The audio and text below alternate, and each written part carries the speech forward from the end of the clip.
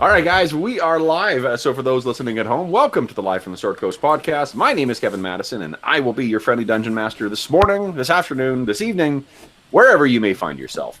Today, we are continuing on with our ongoing campaign playing Jeff Tulanian's super cool Astonishing Swordsmen and Sorcerers of Hyperborea, 2nd edition. And with me tonight, I have a host of Hyperborean heroes. I'll just go the order I've got you guys on the screen. Tell us who you are quickly, who you're playing quickly, and then we'll get back to this dank cave where death awaits our brave heroes. First up is Hobbs. Hello, I am Jason Hobbs, and I am playing Prada, a half-blood Pictish purloiner, which is part cleric and part thief. And some alliteration done by Roald Dahl. Nice. Next up is George. I'm George Drayton. I'm playing Mallow Black. He's a Chimeric Celt Warlock, which is a combination of a fighter and a magic user. And next up is Will. I'm playing Amar Khalsa Singh, who is a Sikh warrior from the 18th century Earth. So got transported here. Next up is Rob. Hi, I'm playing Reagan, a first level rune graver and I have rolled up a second character just in case. Good idea. Carry the torch, please do. No joke, at last night's Warhammer session, we almost lost a character an hour in. Oh. Yeah, it turns out the flagellants, it's tough to roleplay them not running into combat. Next up is Colin. Hello, I'm Colin, and I am playing Kane the Hammerer. Nice. And next up is Arlen. Hi, I'm Arlen. I'm playing Yason, the Chimerian Berserker. And last but certainly not least is Carl. Hello, I'm Carl. I'm playing Iphigenia Akantodoros, a Amazonian warlock. Very cool. And unfortunately, because we can't see it right now, but Carl is wearing the most thematically appropriate attire for us today because he's got an exceptionally badass Frank Frazetta t-shirt on. Oh yeah, nice. Dude, so I got an the game. I got an OSR hat on. You put the Yeah, well, once you get a guy riding around on a horse with two swords and your patch, then we can talk. I don't wear nerd shirts. Okay. All right. So our scene, guys, will open. So I guess last session. Let's do a very quick recap of last session. Last session, you guys saw two groups of the survivors of the wreck of the Gallant meet up in the kind of wasted tundra that makes up this land. Let's just refresh our memories as to what that looked like. There we go. And you also found, thanks to one of your newfound companions, you also found a trail that seemed to lead in a northeastern direction.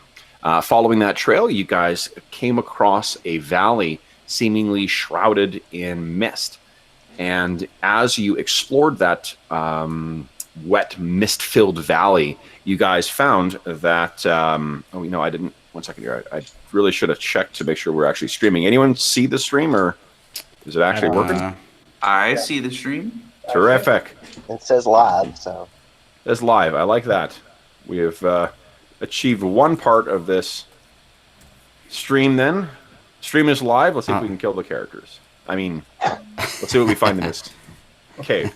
Okay, so the following there, you found that mist-filled valley, and in that mist-filled valley, you found an entrance. The entrance led somewhere deep into a cave, and over the course of a tense hour or so, you guys began exploring the contents of that, encountering a fearsome cave-dwelling reptile, a series of disgusting, enormous insects, some horrible creatures that seem to drop down from the ceiling, precipitating what may have been the most old school scene of any game I've ever run. as you guys carefully check the ceiling by tossing torches in the air. And I think, what else happened in that cave? Anything else? There was the Cockroaches. Yeah. What all? There was the roots from. Oh, Oh yes. yes. Yes. Yes, and you guys found that there were 2 different points where the roots or there were chasms rent in the floor of this cave, where the other side of the chasm seemed about 30 feet lower than what the side you were on was. And on one of those, you were assaulted by a devilishly active root. Yeah. By us, we mean Reagan, but yes. So when we last left our heroes here, you guys were all you just had finished defeating those enormous cockroach things. Let's see here. I think we have a handout for that as well. Oh, we did. Look at that. Yeah. Ooh. Oh yeah. I remember it well. Yeah. Yeah. Those things posed a bit of a problem. So Yeah, what it was a you had bit heard- touch and go. It was a bit touch and go there, wasn't it? Yeah. Well, Now, it as- didn't help that we started with a bit of miscommunication within the party. One or two of us decided to hang back and wait for them, and the rest of us ran in. So Because we was on that slippery surface, and I was going like, "Oh, wait for them to come to us. They'll slide straight into the chasm." And then everybody just piled in. And as the sort of nominated fighter, I thought I better just do some hammering, get on with it. Okay, so we'll pick up just after. So the last of those things have fallen. What are you guys doing? So because there was like 10 of those things too, and it looks like There's loads. Kane's a little banged up. Jason's still a little banged up. Reagan is quite banged up. Can we use Astonishing Fortune to heal? I know we can use it to avoid damage, but can we use it to dig down and grit and heal our healing rate? in the No, middle? unfortunately, not until you can use it to stave off damage, but unfortunately, Okay. once That's fine. yeah. So Reagan says that if we can find any water, which we can hear, I can heal all of us a little bit. Somebody said something about the spider climb. Would there be any way to attach a rope to somebody with a spider climb and cross the chasm that way? So in terms of the spider climb, because I am my subclass is as a magician, it is on my spell list, so I can cast it on somebody if they wish from that scroll we found. Hobbs, would you kindly make a move silently check for Preda for me? Is it on the sheet somewhere? It should be on your character sheet. So these sheets have been updated by the guys Rom as well too. So again, Rom, thanks again for putting in that work. These sheets are great. I don't know if your character sheet has been updated though. You may need to look on your physical copy and add that in. I couldn't even find this. Kev, is the map up? cheating. Is the map on the screen or no? Map. Yeah, yes. we're sort of down middle left. Yeah, middle left. It always changes. Okay, let's see. Far side. Middle left. There we go. Got it. Let's see here. Class ability. Okay. How do we do here, Hobbs? 8. Is that a success for you? I don't know. You have one job, Hobbs. The only way I'm gonna to- go That's with not true. Not. That's I not could be true. wrong, but I think an 8 is probably not for first level purloiner. Yeah, I would guess not too. I couldn't find my character sheet apparently. I found everything else, my map, everything else. I thought more was on this sheet. I have my stats, but Okay. let's just say it's a fail. Let's see here. 8. Well, let's give you the benefit of the doubt here and look it up. So you need a 5 or higher. Okay. Sorry, 5 or less to make the roll. So no, unfortunately, I think what happens is as you're trying to basically, you got fed up with waiting outside. You were waiting outside with this big, burly Viking woodsman and the crippled captain, and you finally kept looking in the cave, and I think the whispers of Raven grew too much for you to be waiting any longer. And after an hour, you made your way down into this damp and mist-filled cave. Sneaking around, you were able to sort of follow the noise of your allies, and you have now made yourself into, kind of, I think you were making your way along here, we'll say, and then there's a bit of a, you don't realize just how slippery things are. You slip and fall, and everyone kind of turns around and sees that Preda has joined you guys. Welcome, Preda. You missed out on the fun. Yeah. How was Doesn't your look trip? like it was fun. Yeah, we've still got like bug guts and stuff on us, probably. Many of you look wounded, right? So I can't see anything. I don't think you've added me to the roll 20 or. Oh, you might need to have sight. Hold on here.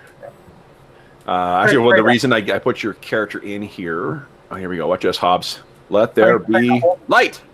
Yay. Pray to hold this torch, please. Yeah, torchbearer. The torch of doom. Oh, I do have to forewarn you guys. So at our barrel maze session this week, the random encounters were back on point because we encountered 8 trolls, and the party was surprised. So Wow. Yeah. 8. Okay. Yeah. So Preda is now with you guys as well. Preda, this place it stinks down here. This is a bug warren. Mind your step there. That's the slippery ground you're on, Prater, there.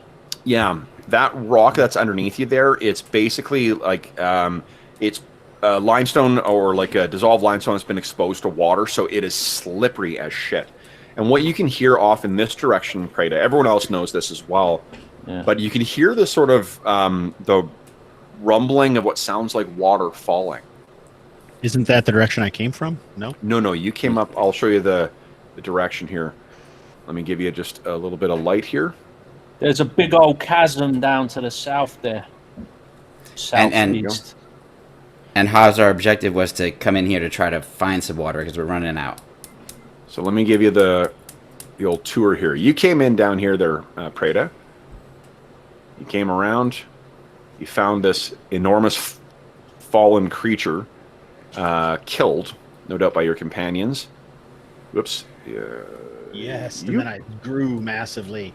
Yes, and then you became distorted. This is now a Cronenberg-esque campaign. That's awesome. There you go. Told you guys I love horror. Yeah. So then you found this here. There was this slick, same like slippery surface that you're now standing on. You made your way down. The DM went to the dynamic lighting layer and got rid of the thing he was supposed to get rid of last time. I couldn't figure out why you guys couldn't see your way down that ramp. Is because I set up a barrier so you couldn't see all the way down right away. Uh-huh. So, and making your way down here, what you saw on the ground, Preda, were a couple fallen, disgusting creatures that... oh yeah, I've just got them down there. Basically, it's piercers. They look like sort of a combination of a crocodile head and a stalactite. And you could I think just you could easily see the wet trail of your allies, and you carefully made your way along here, boom, boom, boom, boom, boom, until you found yourself here. And I'm going to say you do have a torch lit, because otherwise you would not have been able to see. Yeah. Okay, so Preda has some. Will be offering some light as well. Who's carrying the light? I think it's Reagan. I guess that's carrying it. Jason has one too from the torch hopping. Okay, I just wanted to make sure that I set the radius for Preda's light proper here. Okay, so that brings us to where we are now, and I think Preda, as you were making your way across that room, that's when you heard the sort of the sound of your allies shouting, and this, the sound of metal hitting chitin, and you can see that they've smooshed about 8 10 giant cockroaches in here. So, Oh boy. what are we going to do, guys? Well, if we looked around this chamber to work out whether there's any exits. You have not. You guys can go ahead and start exploring. So I'll just ask you to move maybe 1 or 2 squares at a time, just so I can trigger anything that may be triggered.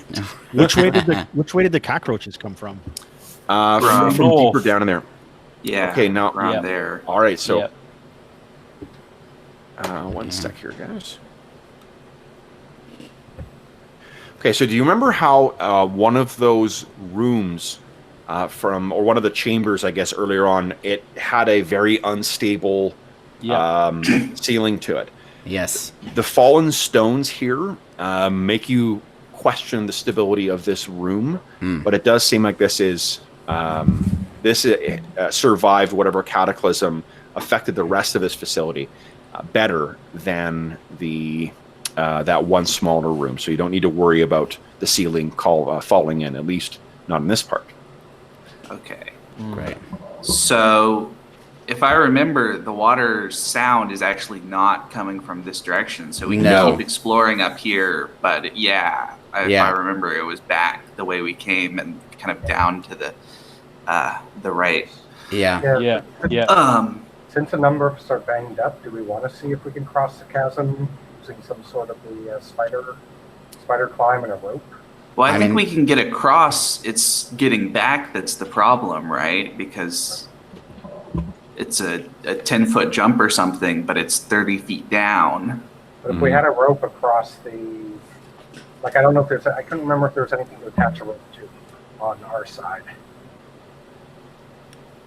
Then you can just rappel over the rope. Right. Yeah. If we can fix it some way to both sides. Yeah. Or, if I remember, I think there was another path that we didn't go on. There was. Further, in which case that might take us down a slower and less of a drop to get down to the other side. That was the one that was blocked by the roots, I think. No, I think there's one more that we didn't take because I think the path split right after that spot where Kane slid down, and we went off to the left, and I'm pretty sure there was another way off to the right, so we can go back that way and see if we can't circle around. Yeah, I think that's a good idea. We can always come back here if we need to and do the rope trick. This is all well and good adventurous ones, but Kane needs to slake his thirst. Yeah. I'll give you some to drink if we can get to that water. Yeah. Promises. Let me see this mead, and I shall taste it before I agree to anything. Let me see some water, and then. I'm wondering, could we lower something in there and try and fish out some water? Maybe, I don't know. From this chasm over here. Yeah, from the chasm. Yeah. Did we see water at the bottom? What are you guys talking about? I'm lost. I have no idea what's going on. Okay, so down to the southeast, Jace, about 40 foot southeast from our current position. Up the scree area, right? Yeah. Yeah, exactly. Okay. Down there's the sound of rushing water. So I'm just suggesting that we try and hoist out some water from down there and refill our wine skins, etc. before we go. Well, we could lower someone down there, right? Isn't that what you're talking about? No? We could do. I was just going to maybe sort of like fish some sort of container down there on a rope. Well, maybe we could just drop something in to see if we hear a splash. Yeah. Yeah. I think that's a good idea. Yeah. We got lots of cockroach carcasses here. Cockroach often. Let's do it. Okay. I guess Jason he's already kind of cockroach gutsy, so why doesn't he grab a cockroach carcass and start walking back towards the crevasse? Okay. So I think you see for the first time then, Preda, when you get to the edge there. Yes, inch closer to the edge. I'll let the fighter go first. We're attacked by the crevasse. So what you see there, stretching or yawning before you, is an enormous gaping crevasse that seems to go down without bottom. We can hear the water coming from there. Is that right, Kevin? The water's actually coming from over here. So like from across? Down, because you can see down about 30 feet. That's where that other ledge is. Okay, so That's I why we've actually been came talking from about this that. direction. Yeah. That's right, yeah. Okay, Yeah. and then the cravat, this is down. Yeah. Right here is the crevasse. Yeah. Okay, so Jason's at the there lip. you go. Okay, so you can see down there, that's where that, that thing drops down another. Now, could everyone, so the thieves in the group, go ahead and use your hear sound check, please. And then everyone else just give me a D6 roll, D6. please. I failed. I found my sheet, by the way. I'm excited. Oh, did you? Okay, terrific. I forgot it was a PDF and not a printed copy. Whoa! Check out the big ears on Kane. Yeah, it's Yeah, kind of boys. how it's been Animal. done. Kane's Yeah, good yeah. at Oh, noticing yeah. things. Yeah. Amar did a test of Dex instead, though. Just Amar, in case. Don't you have? You've got hear noise, don't you? Yeah, it's just that's a 1 in 6 roll too, or excuse me, a D6 roll too. Yeah. So I just figured that was the easiest way to do it. No, but isn't your hear? It's a D12 with a thief skill. Oh, son of a gun! Why did I think it was a D6? Yeah. Somebody wake me up. Will, your son of a gun Okay. is a close competitor to Hobbs' son of a biscuit. Son of a bitch. No way. There could be only one son of a biscuit. Right. Okay, Mark your bingo cards. yeah, exactly. And that is a Dungeon success. Musings bingo cards. Oh my goodness. Okay, so what you guys hear as you inch yourself closer there? Oh, Carl, are you still with us? Yeah, I'm here. Oh, okay, I just Iphigenia is way back in the darkness. I didn't hear you for a little bit, and I just noticed that Iphigenia has decided to go all goth and loner. So I wanted to make sure you were still connected. All right. There we go. So what? Yeah, I rolled a 5 on the thing. Let's hear Kane and Amar here. As you guys get closer to the edge, I think Yason is, or not Yason. Kane, you've been craning your head to try and hear where the water's coming from, and what you two hear very softly from somewhere on the far side here, there's the echoing sound of kind of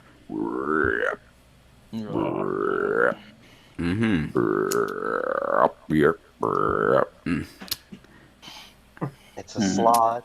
Some kind of, Frog. those are nasty. Okay. Does it sound like a giant frog or just a regular one? Well, you didn't hear it. Oh, that's weird. Yeah. Well, that's Probably not hard to going to be tell. a It's all regular echoey. one. So we will indulge in the role playing component of the role playing game. That's right. And see what Kane and Amar have to say. Silence! Silence! I hear the croak of a toad. Over yonder, there is a toad. I feel big- sure. I don't hear it. Must be very small. I And you go I first. know a toad when I hear one. Doubt me not. Yeah, there's definitely something over there. So first off, everybody gets a point of Astonishing Fortune to start the session. Fantastic. And secondly, Kane, you get one for that terrific delivery. So That was great. now, once you guys all stop and kind of listen for it, you hear the sound of that, the dripping of, what do you call it, of the water, or not the dripping, but the rushing of water on the far side. And let me see here.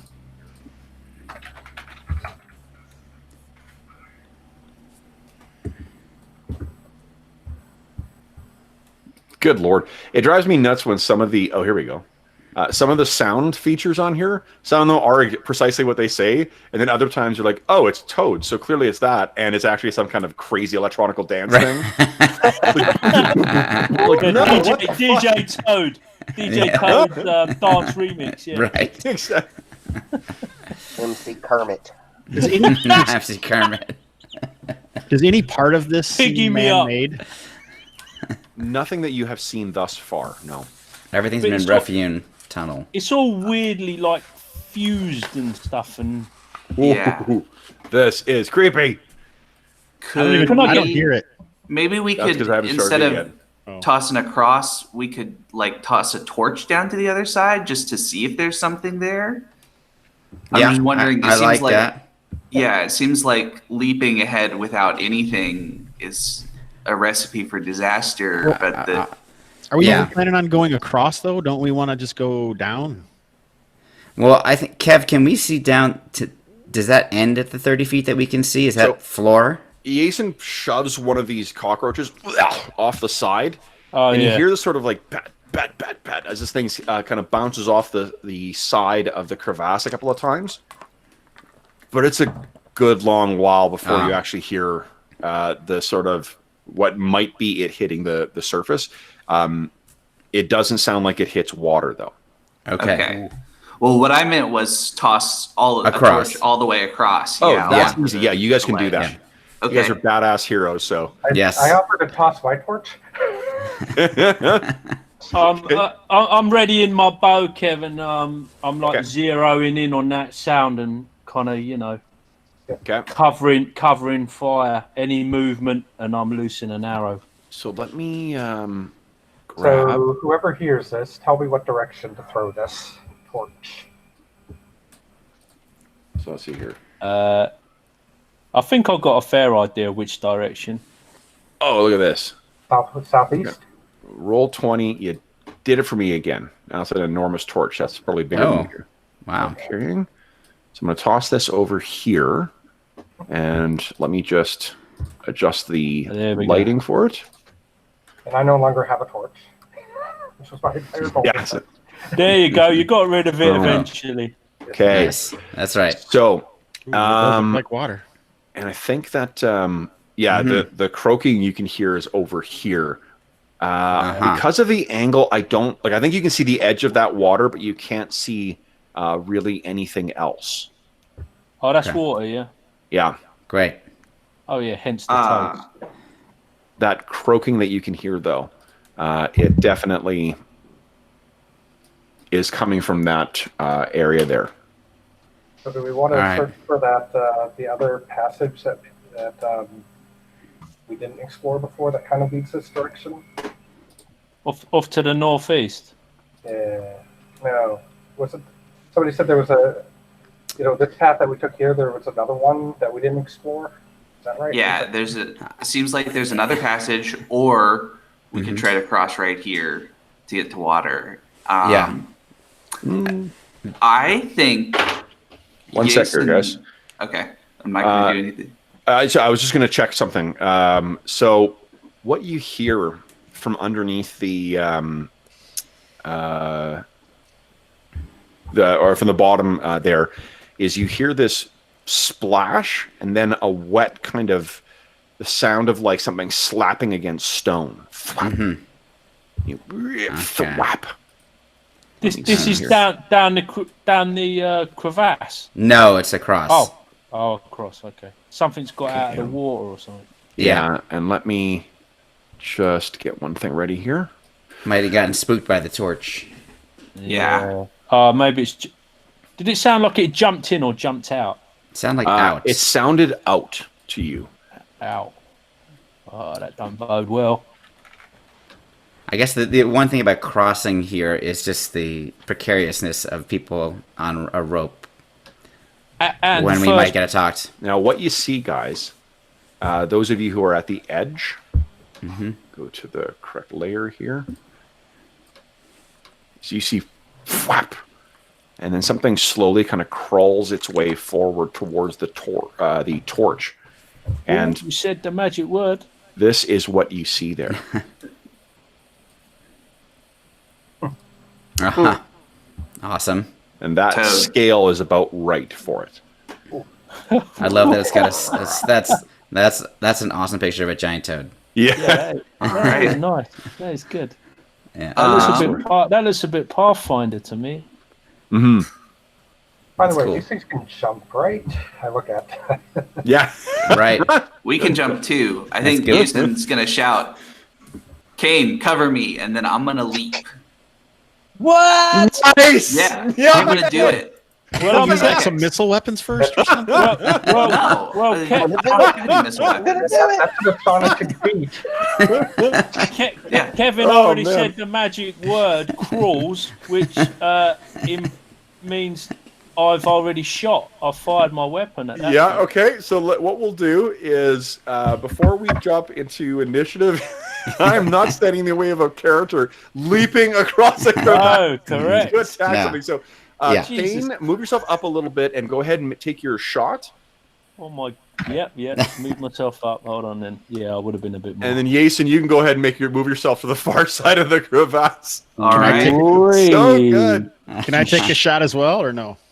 Did you have your bow out, though? Probably not. I had a torch. I have a sling anyway, not a bow, but Oh, okay. Yeah. that's fine. So you're all kind of like, wait, what? And Jason just runs and...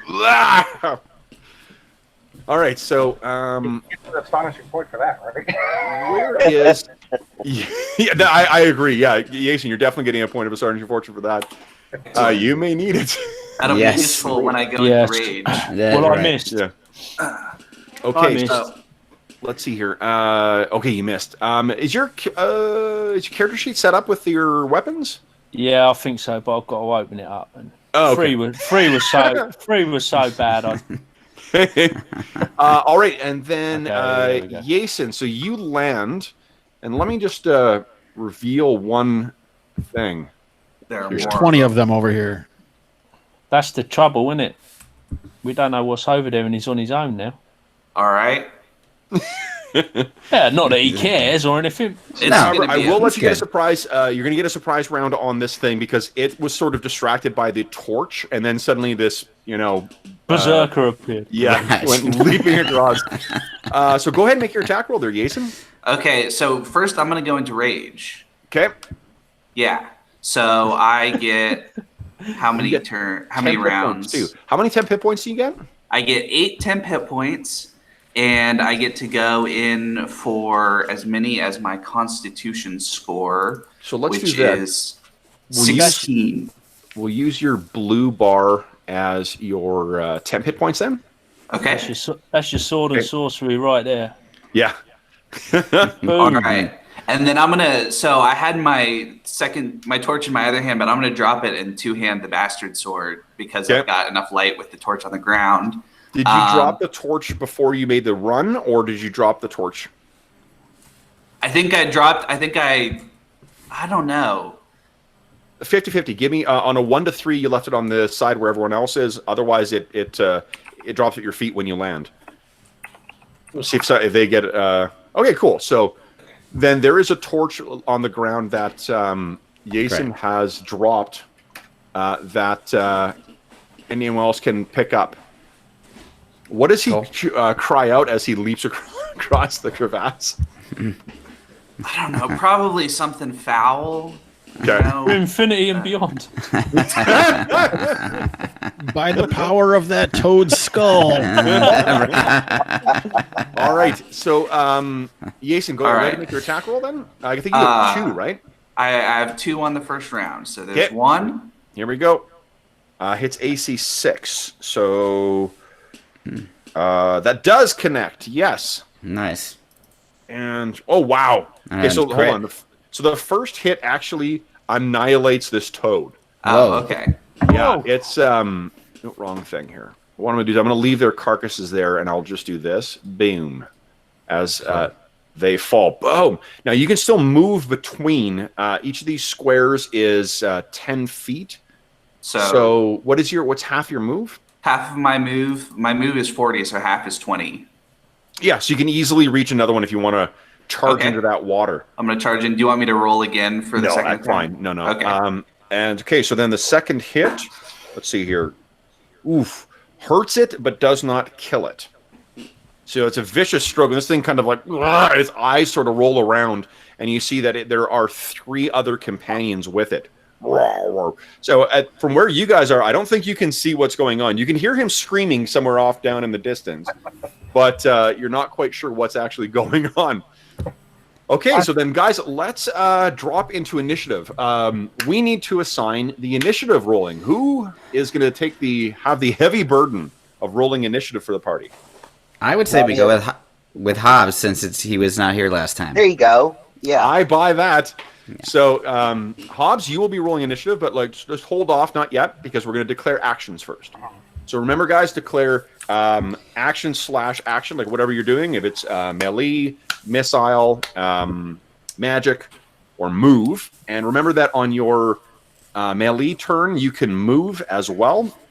But if you move on your missile turn, then you're going to have to reduce the amount of attacks you get to make with a ranged weapon. And Kev, if we didn't have a bow ready, do we need to spend a hold action or a move to do that, or how does that work? Okay. Yeah, a move action will be that. If you're moving, I'll allow you to draw a weapon. I think I'm gonna stay where I am, but I'll just use my move to switch to my bow. Okay. Kev, quick question. How high does the ceiling look on the other side? On the other side, the ceiling is probably about maybe 10 feet tall, 15. Okay. Yeah. Okay. Real quick question for the group. Basically shout out, who wants to get bigger? So, unfortunately, our Berserker has already left. He would be the ideal choice, but... Make Kane bigger. That would be awesome. You guys, and again, under flashback, like you guys could have talked about this beforehand. I'm not. Yeah. We're not spending our days, thinking 24/7 about our characters. These characters presumably are thinking about their survival. Right. So this conversation would have happened beforehand. Yes. I mean, I could be bigger if you guys want me to jump across. I mean, I'm a fighter. Sure. Who is this? This is Mallow. Sorry, it's George. Okay. Sure. So Kevin, flush with second level, and he's just incredibly. That's right. Yes, exactly. So Kev, could I then, knowing that he's going to make me bigger, hold and then move at my second phase, move and attack by jumping across, or is that a separate action to jump? If he's going to do magic beforehand, magic actually happens before move anyway. Okay. So he could cast magic, make you bigger. You could then do your move, and then on the second phase, you could attack if you can get in range. Okay, cool. So I'm going to revise my. If that's the case, then before all this, she would have kind of shifted here so that she could touch him. Got it. Okay. So, all right. So then first up, now we're going to roll initiative. So now, Hobbs, beat my 2. You can do it. Here comes. Oh, no! No! Oh, no! Okay. What's their dex? Hobbs, your illustrious rule as the initiative roller was noteworthy and short. So, George, you're rolling initiative now. All right. So let's hear. Higher. I'm just going to check here for their dexterity. Okay, so their dex is a 10. Anyone who has a dex higher than 10, you will act before the toads. Yason, is your dex higher than 10? It is. Awesome. Okay, so you are up first then. These things are all hungry. They're all croaking and ready to leap towards you. But what are you doing first? I'm going to hit him with I get 3 attacks this time. So I'm going to do as many attacks as I can. Yeah. First one against the one that's wounded. Yeah, so that one is down. A mighty follow through from that first stroke. And that thing falls it's now the pool of water, which is about knee deep, is filling with the blood of this enormous amphibian. Tasty. Okay, I'm gonna step in and get close to the other ones. I'll just move you in the middle of Here we go. Boom, to the front so you can. Excellent. Okay. All right. One of them. Ooh, look at that. Good Lord. That is another toad. Okay, one more. Here it comes. Oh, not so good. Now let's see here. Is 12 good enough? 1, 2, 3. That's 1, 2, 3 down. This would be toad number 4. 12 is good enough. Another one down. But I only hit got a AC 10. 10. Oh, Is hit that- AC 10. Yeah. Oh, right, you Yeah. missed. I was looking at the damage. Yeah. I was just assuming you were hitting. No. Unfortunately, your fury seems to be getting the better of you, and you're slashing these things down. You slip on a bit of like scum that's on the bottom of this pool, and you swing wide. Let's see here. Anyone else got melee this round? Nope, except for the toads. Well, So actually, then these- magic would have gone first, right? But it's okay. What's that? Magic would have gone first, right? No, it's It's all melee, and then Okay, melee that. Okay, Yeah. got it. yeah. So this these toads leap in and hungrily snap at our raging hero. all right. Okay, so let's see here. So +2. Okay, so the Thaco is an 18. No. Hold on. One of them might have. What's your AC right now? My AC is a 5. 5. Oh, so close. So close. So these things snap at you. One of them doesn't come anywhere near you. It's clearly like just snapping at the air. The other actually gets a bit of your clothing. But Okay. fortunately, you don't suffer any lasting harm from it. But they I'm do gonna seem quite spend a intense. free action, just roar at it. Nice. Yeah. Awesome. Okay, so that echoes. Wah, wah, wah, wah. You guys can hear that everywhere in this cave now. Has heard boy. the mighty bellowing of Jason and Awesome. whatever else may be in this cave. So, Excellent. all right. So then, let's see here. Next up, we are with Magic. Yep. Okay. So Reagan, what does it look like as you cast your rune?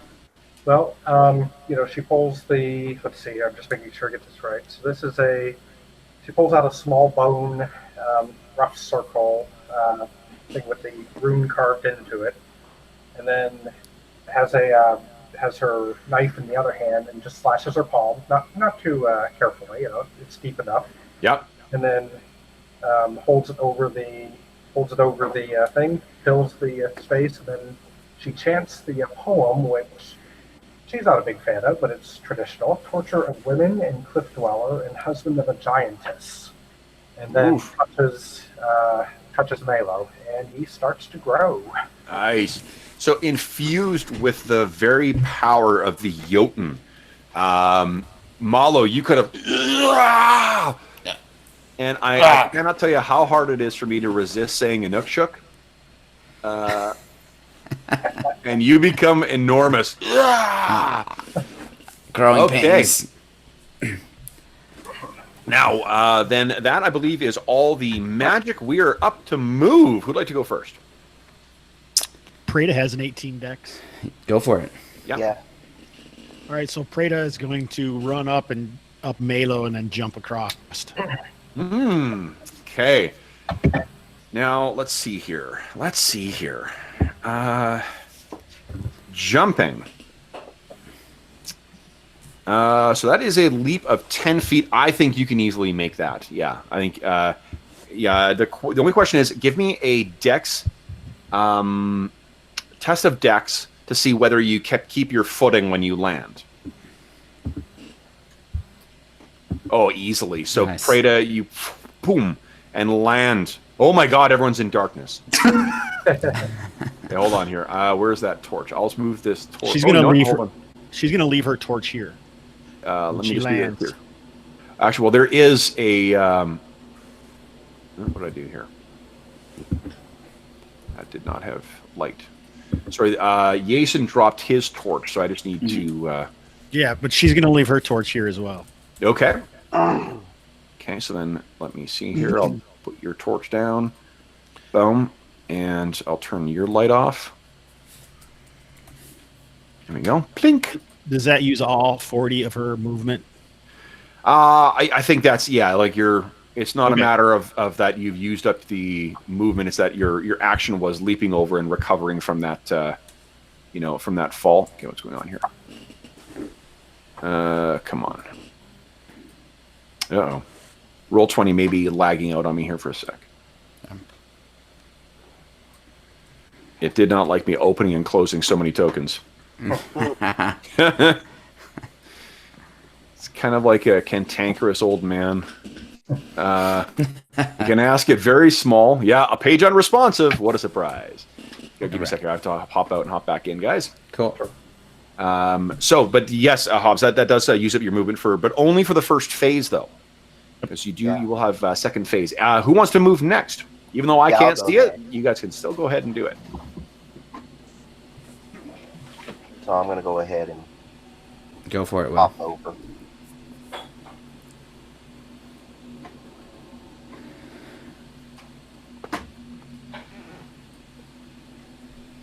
Nice. So Amaria easily scamper along, and your diaphanous.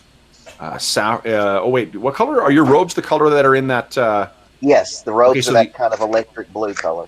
Awesome. So this azure-colored robes are kind of like billowing in as you leap into the air and land safely on the other side.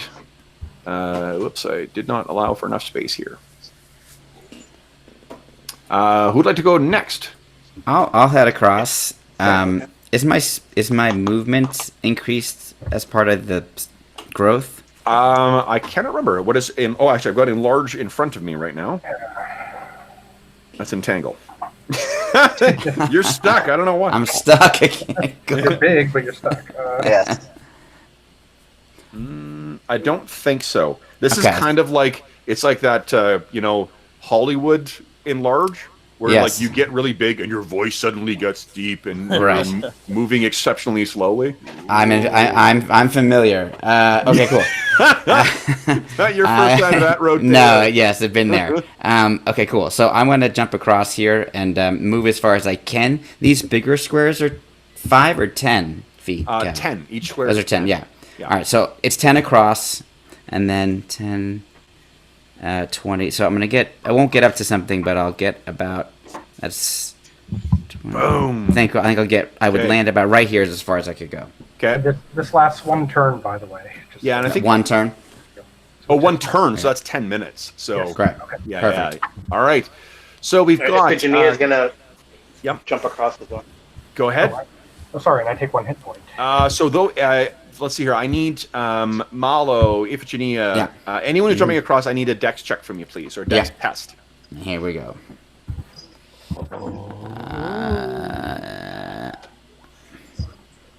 Uh-oh. I'm not used to these giant feet. No. Kane. If you go on your character sheet, it's a D6 is the test. Oh, is it? Yeah. Man, there's some old school rolling I'm doing there. All right. So Amar, you're fine. Now Malo. I think what I'd like is for Preda to give me a avoidance save, please. Look out! Nice. Oh, so close. Woo! So Preda, you sort of land on the other side, and then you hear this boom, boom, boom, boom of someone running, and you see just in time this massive, red-robed figure flying across. You kind of duck and roll, and boom, Malo lands pretty much where you were sitting a moment ago. Sorry. Kane, no problem. Iphigenia. Okay, so Iphigenia, I think what I need you to do is give me an avoidance save, please, to avoid turning an ankle here. Boom. Kane's over here as well. Reagan was not moving because she did magic.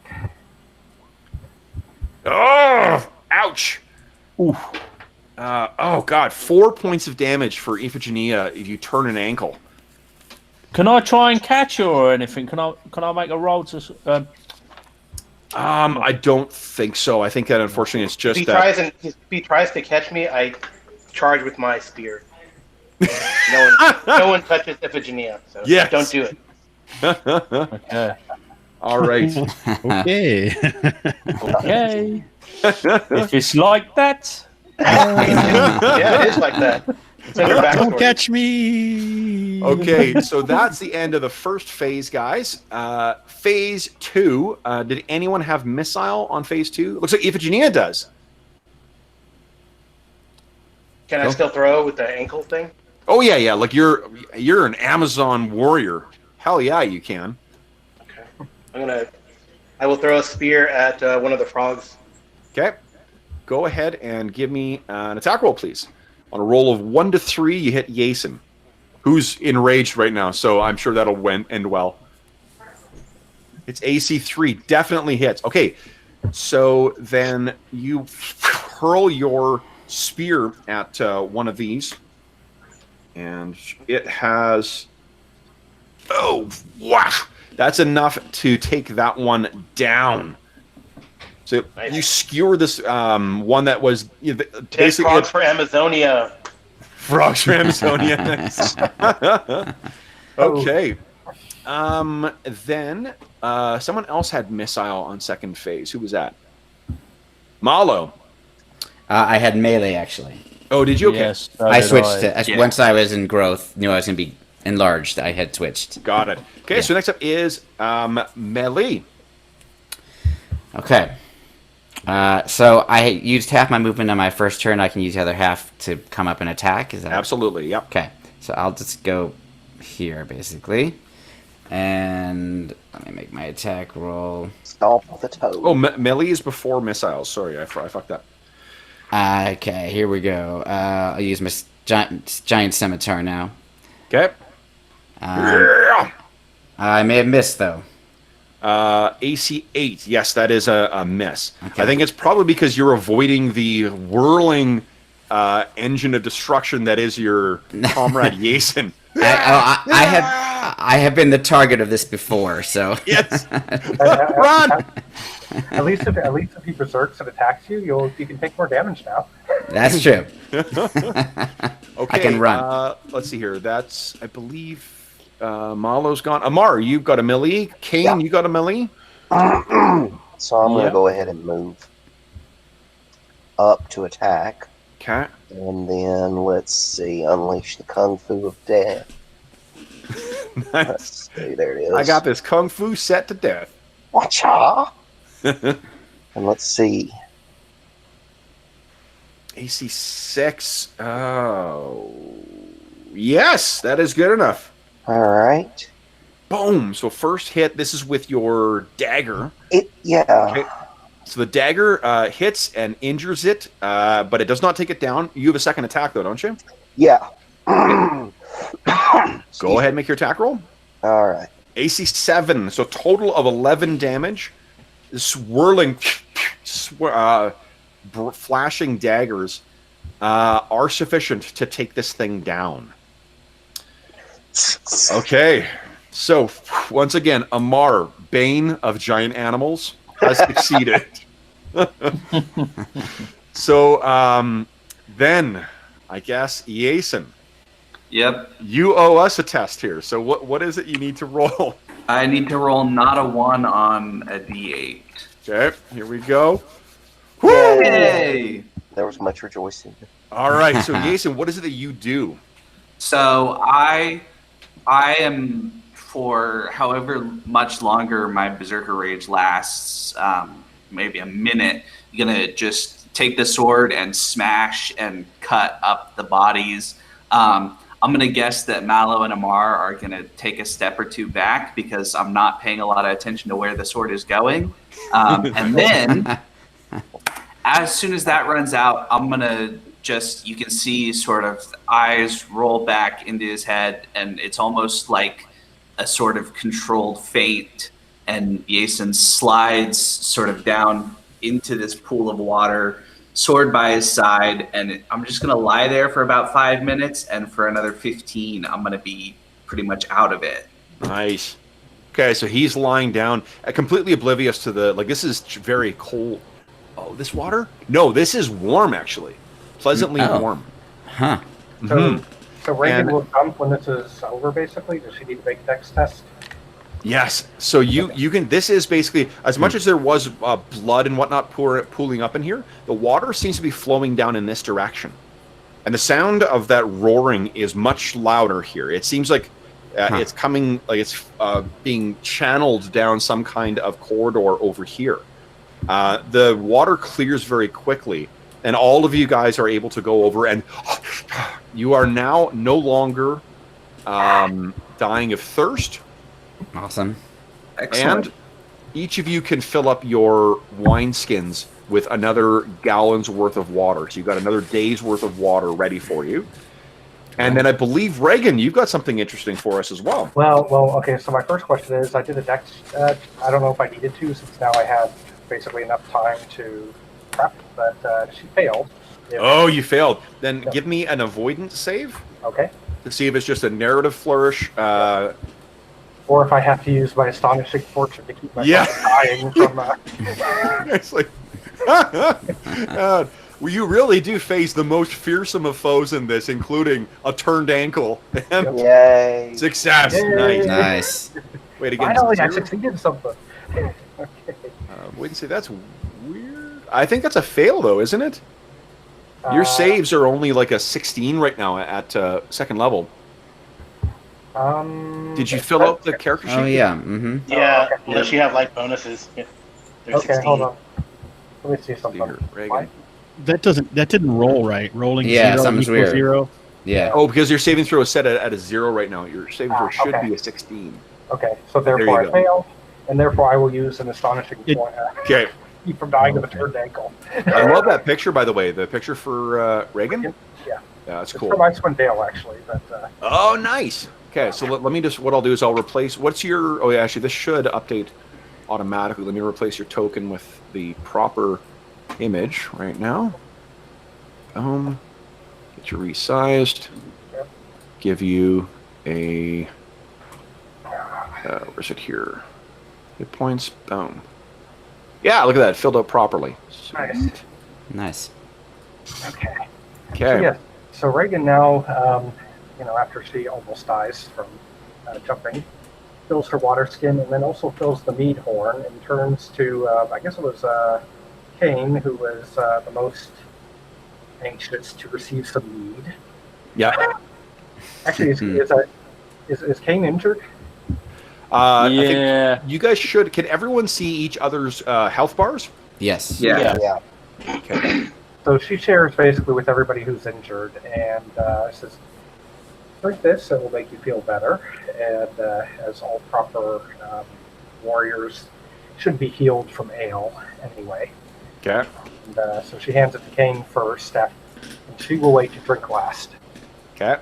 So up to mechanically, calling on the ancient power found in the Futhark runes, Reagan enchants this mead, and 6 of you guys in total, including Reagan, can heal 2 hit points each. Cool. Nice. And that Yeah, goes up, so- actually goes up a level. But, I'm gonna pull. I'll take the mead and sort of like nod my thanks and take a draft. And, this is good. and Kev, I think you need to set Reagan's what is it, visibility or sight. Oh, she's got no sight. Yeah, sorry, you can't see. She's been blinded. Oh no! There we go. Okay, so there are 2 torches sitting on this side as well. Who wants to pick up the torches? Yeah, Prada will carry one again. Okay. Cool. I'm going to pull Jason out of the water so he doesn't drown. Probably a good idea. Yeah, I think I'm starting to wake up and I'm going to realize that I'm wet and say, guys, I found water. Nice. You did.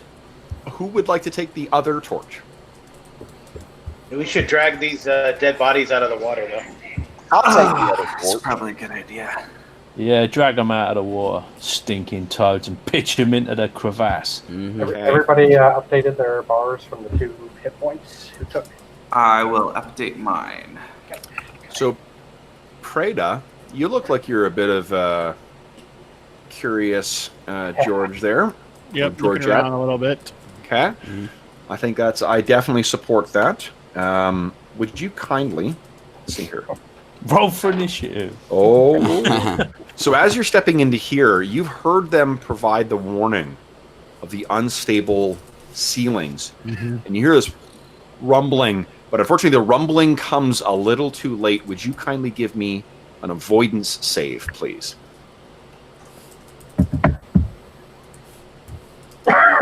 Yes, nice. Okay, so you only take half damage. which is 5 points of damage as some stones fall from the ceiling. Jeez. Mm-hmm. We will say for the purpose of this that I think Preda would have been, I imagine she's a curious, person. So she maybe this happened before the mead had expired. So basically just give yourself 3 points of damage. Okay. All right. So yeah, you can see that in this area here where this rubble is, it has definitely grown unstable. Okay.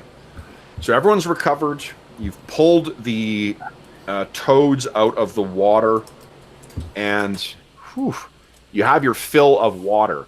You can still see the flickering light from the torch on the far side. What do you guys want to do now? Oh, you know what? I do need to, very sadly, and with a great deal of regret, bring an end to the frog sound. So. Oh. All right. We have silenced the toads. That's right. Nice. They are no more. They are really. I think like regular viewers of the channel are going to begin to think I've got some kind of toad fixation because this has been because you have. I really do. Apparently, I did actually purchase Monsters of Phalan specifically because they had a bog, like a frog hag kind of thing in it. So that's awesome. Yeah. I think the OSR in general has got a fixation with toads. It's all over here about, man. It's because of the village of Hamlet. That's why. Oh yeah. When your first characters got eaten by giant toads on the way in. Well, and this game has Sathagwa has got a pretty significant focus, in Astonishing Swordsmen and Sorcerers. So, and then isn't Frog God Games named after Sathagwa? I believe so. Oh yeah, that's the icon that's correct. they use. Yep, that's their icon. Yeah. So, you are absolutely right, Colin. Yeah, and there's that Watto frog demons or whatever, and the Hezru, yeah. And Beckelheimer's one-page dungeons is toads jump out of you, at you when you're trying to get to the submerged tower, and it's all the toads, man. Nice. Oh man. Okay, so what do you guys want to do now then? It does appear that there are a couple other exits from this. Yeah, I mean the other curiosity is these guys who went in here and what they're up to, and we haven't. Oh figured yeah, out. we were following someone. Yeah. Yeah, it led down here, so they're up to something. Whoops. I just lost my light. Did we ever find? Did Yason pick up the torch again? No, I let somebody else pick up the torch that I dropped. Yeah, I was picking up the torch. Okay, cool. Let me just. Everything was dark. Did we ever find it? We tracked them guys into the valley. I think we tracked them into this cavern, but since we got in this cavern, no sign of them. No sign of them. That's at all. right. No. And we couldn't track because the ground is just rock.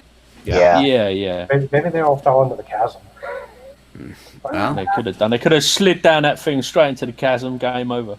possibly. I feel like it's worth checking around to see maybe if we find him, but. Do you think we should? Now that you've taken that initial damage, just mechanically speaking, you're not gonna take it again. So you sort of judge now, and like you're known to test the ground going ahead, so you can go ahead and explore further in there without getting punished with further saves. However, piercers could still fall in. Oh, piercers! Yeah. No, there's still piercers. Is there anything else under the rubble like that I can see? No. I mean, there's your blood, but apart from that. Oh, look, there's the way to go. Yeah. Okay.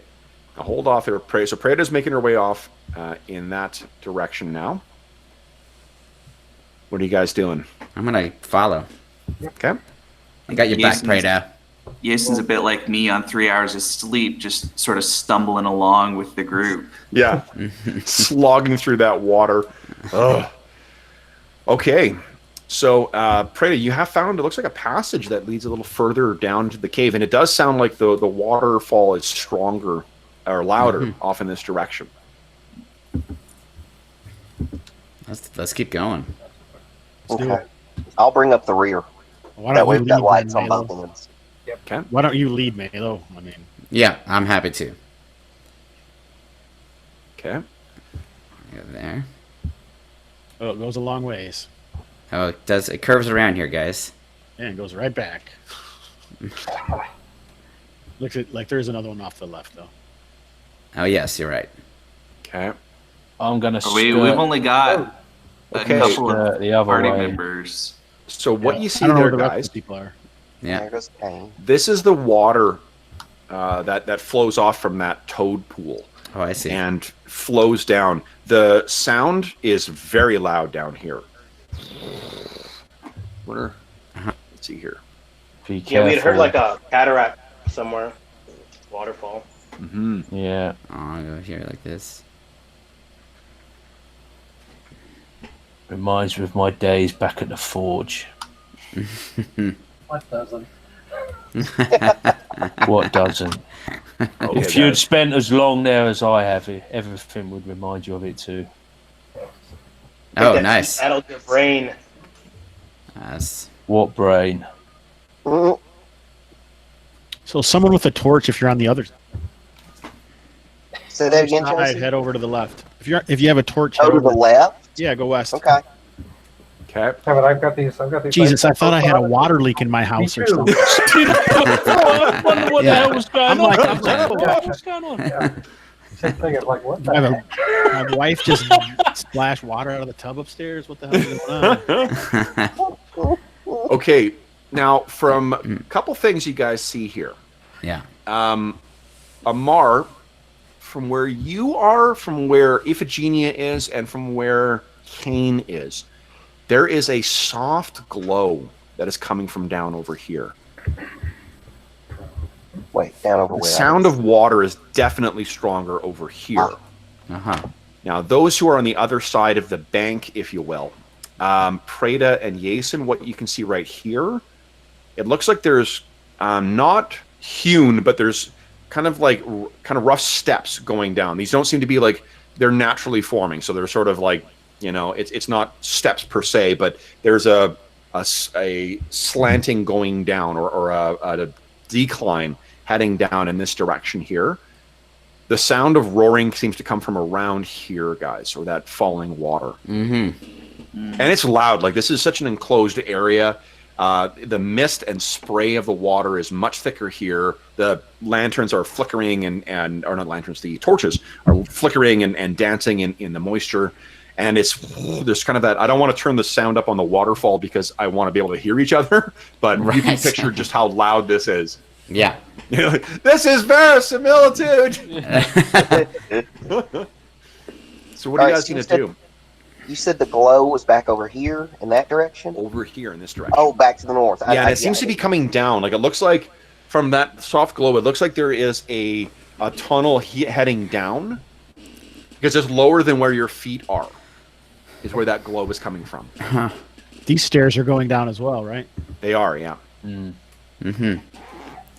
I'm definitely gonna let the rest of the party know that there is some sort of glow back. Yeah, I mean, that's intriguing to me. Okay. So when you reach there, Preda, what you can see waterfall, is right? you see that edge there, that lip. That is where the water falls down. It cascades off the side, and you can hear the churning, roaring of the water as it's hitting the surface. And then there's further sort of sounds off in this direction as well. This slick surface here leads down on a very steep angle. Then it kind of angles to the left or curves out to the left a bit.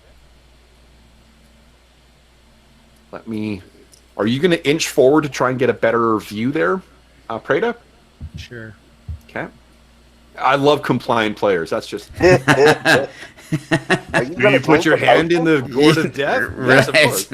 Are you gonna pull the lever? Okay, so here we go. You guys ready? 1, 2, 3. That's very exciting. Yes. Okay. Just pointing out, down. maybe we want one of the fighters to go for. Oh well, but yeah, we want to see. Well, So this leads down another 30 feet. uh-huh. It looks like it goes, and it's pretty steep as well, too. This would be about a 45-degree angle because it's Wow. 30 feet by 30 feet. Let's check the glowing, and then we can maybe Yeah. titans or something to secure a way down. I'm down with that. Okay.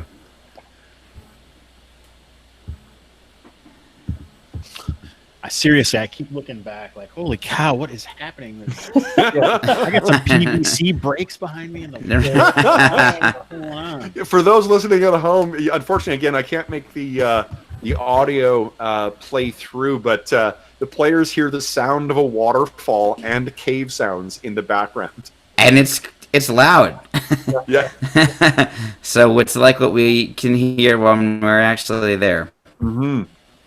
So as you move away, So, Kev, does it seem like it's coming from the northwest up that... is that going down or that's going up, those little steps? So over here, those are heading down to the north. Yeah, and this is going down. And what you see near the bottom there is a soft glow. Okay. And it's kind of like a green phosphorescent color. Interesting. So you're going to want to get down and get a little closer to get a better view, but okay. Here we are. I got a death wish. I'll go down there. All right. So as you make your way down, you can see it's weird. Like all the walls themselves are kind of like it's little flecks of light that seem to illuminate this whole cave here. Like do they remind me of star constellations or anything, or there's just random? You'd have to get closer, I think, to tell. Okay. All right, I'm willing to do it. Okay. So you make your way down in there, and yeah, sounds good. Okay. And right about there is where I'm going to get you to stop. Okay. And Reagan, I appreciate you inching a little further forward there. That's great. Yes, thank you. So as you get in kind of closer, you're trying to make some sense of this. And, as like all other humans, Malo is, of course, a pattern-seeking creature. And you're trying to make sense of what is made of here. And then you see one of them, or a small patch of them, seems to shift.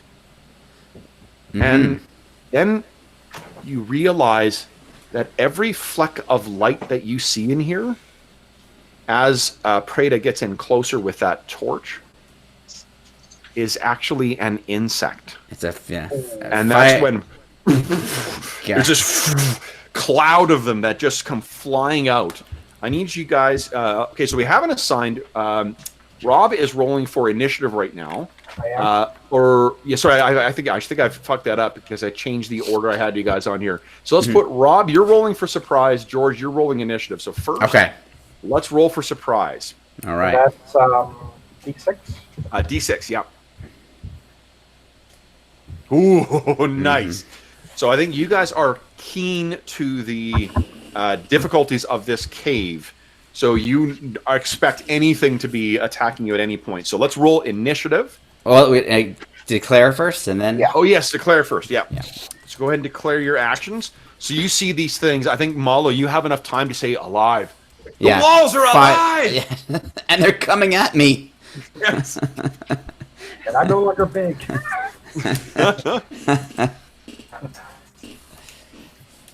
Awesome. Preda's getting the fuck out of there. It's probably a good idea. Yeah. Like, do we have some visibility from this glow? Not enough to make out details. You're not going to take any penalties from darkness or anything like that, because you just need to hit the glowing things, right? Right. If you're asking whether you can safely drop your torch, then yeah, absolutely. Okay. Jason's checking the back because he suspects ambush. I think that is someone who has played in a game with me before. Well, and he doesn't want to get too close to the sorcerers, because who knows what they're going to do. That's very true. It's very true. Very true. Very true. Okay, so all right, let's see here. We got move. All right, so then I rolled a whopping 1 for my initiative. Right. Here we go. Come on, not a 1. Yeah. 2. Hey, well, it's not a 1. Success. All right. So our heroes are up first here. These things will be engaging in melee. So what these things are is, oh man, let me just double check here. I think what you basically can do is you can spend your action swatting these things. Like, they're no bigger than regular size insects. Mm-hmm. And yeah, a successful. Yeah, basically, unless you've got an AoE thing, you guys are taking down one of these, like one part of the swarm per action, or per attack, I should say. Okay. So, so this thing's swirling around. We've got Amar and Kane on melee. So you guys can move half your move and then go ahead and make an attack. So this you can picture this room down there is now full of this swarm of buzzing, biting, and glowing insects. How would it work if I tried to break out a large sack and try and like sort of swing it around and catch him in a sack? You could try that, yeah. I think what I would probably do mechanically is I'd get you to make a I think a dex test, and then I'll roll 1d6, and that's how many of the things you get caught. Or I'll get you to roll 1d6, and that's how many of the things would get caught up in this bag. Yeah, okay, I'm going to do that. Sure. Okay. So you can draw an item or a weapon with a move. So if you move yourself a little bit forward there, and go ahead and give me a dex test, please. Okay. So what is your dex anyway? 13. 13. So I think it's a 3 or less then. Yeah. Okay. I mentioned this to Arlen when we were playing Pathfinder 2, but this is one of my absolute favorite innovations from Ash. Like, I love the dex, the attribute tests in Astonishing Swordsmen and Sorcerers of Hyperborea. Yeah. Okay, so yes, so definitely. So go ahead and give me another d6 roll. This is how many of these bugs you've kind of grabbed. And to that point, Kevin, I'd actually. Oh, nice! Woo-hoo! I would like bugs. I would like to see them carry those tests all the way through all the stats, intelligence, wisdom. Absolutely, yeah. I use it. One of the one shots I actually used it for that too. Oh, that's cool. Yeah, it's great. You know what? Because it doesn't, like, just not to disrupt the comment, but because it attribute test, if you're not keying the attribute test to a skill that will scale up with your levels, then just make them more competent. Yeah. Right? Like, the fact that an 18 in this is a fucking big deal compared to like a 10. Whereas in Pathfinder, it makes like a 15% difference. Right. It just doesn't the mechanics don't reflect the fiction well enough. So agreed. That's Kanye, yeah. Oh man. Okay, so that was So Kane has managed to trap a bunch of these things in his bag, and the bag has now got the soft glow to it. Nice. Next in Melissa, Amar, what are you doing?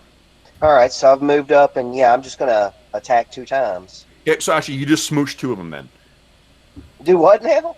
Yeah, you just like they're bugs, so it's you smashing bugs. He thought you said smooch. Yeah. He's used to hang around with Tim Shorts, otherwise known as Smoochy Face. Oh, I just love the word smoosh. So. Yeah. Okay, so then let's see. That's melee is done. We're on to no missiles in first phase, which means then these things get to do their melee. Okay, so I'm just going to spread the joy around because except for Eason, you're too far back. There are 1, 2, 3, 4, 5, 6. Okay, so there's 6 of you guys. Everybody takes 2 points of damage, except for Eason. Okay. 1, 2, 3, 4, 5, 6. And then let's see here. There's 3 more. So I'm just going to count down. 1, 2, 3. Reagan, you take 1 more point of damage. 5, and Iphigenia, you take 2 more points of damage.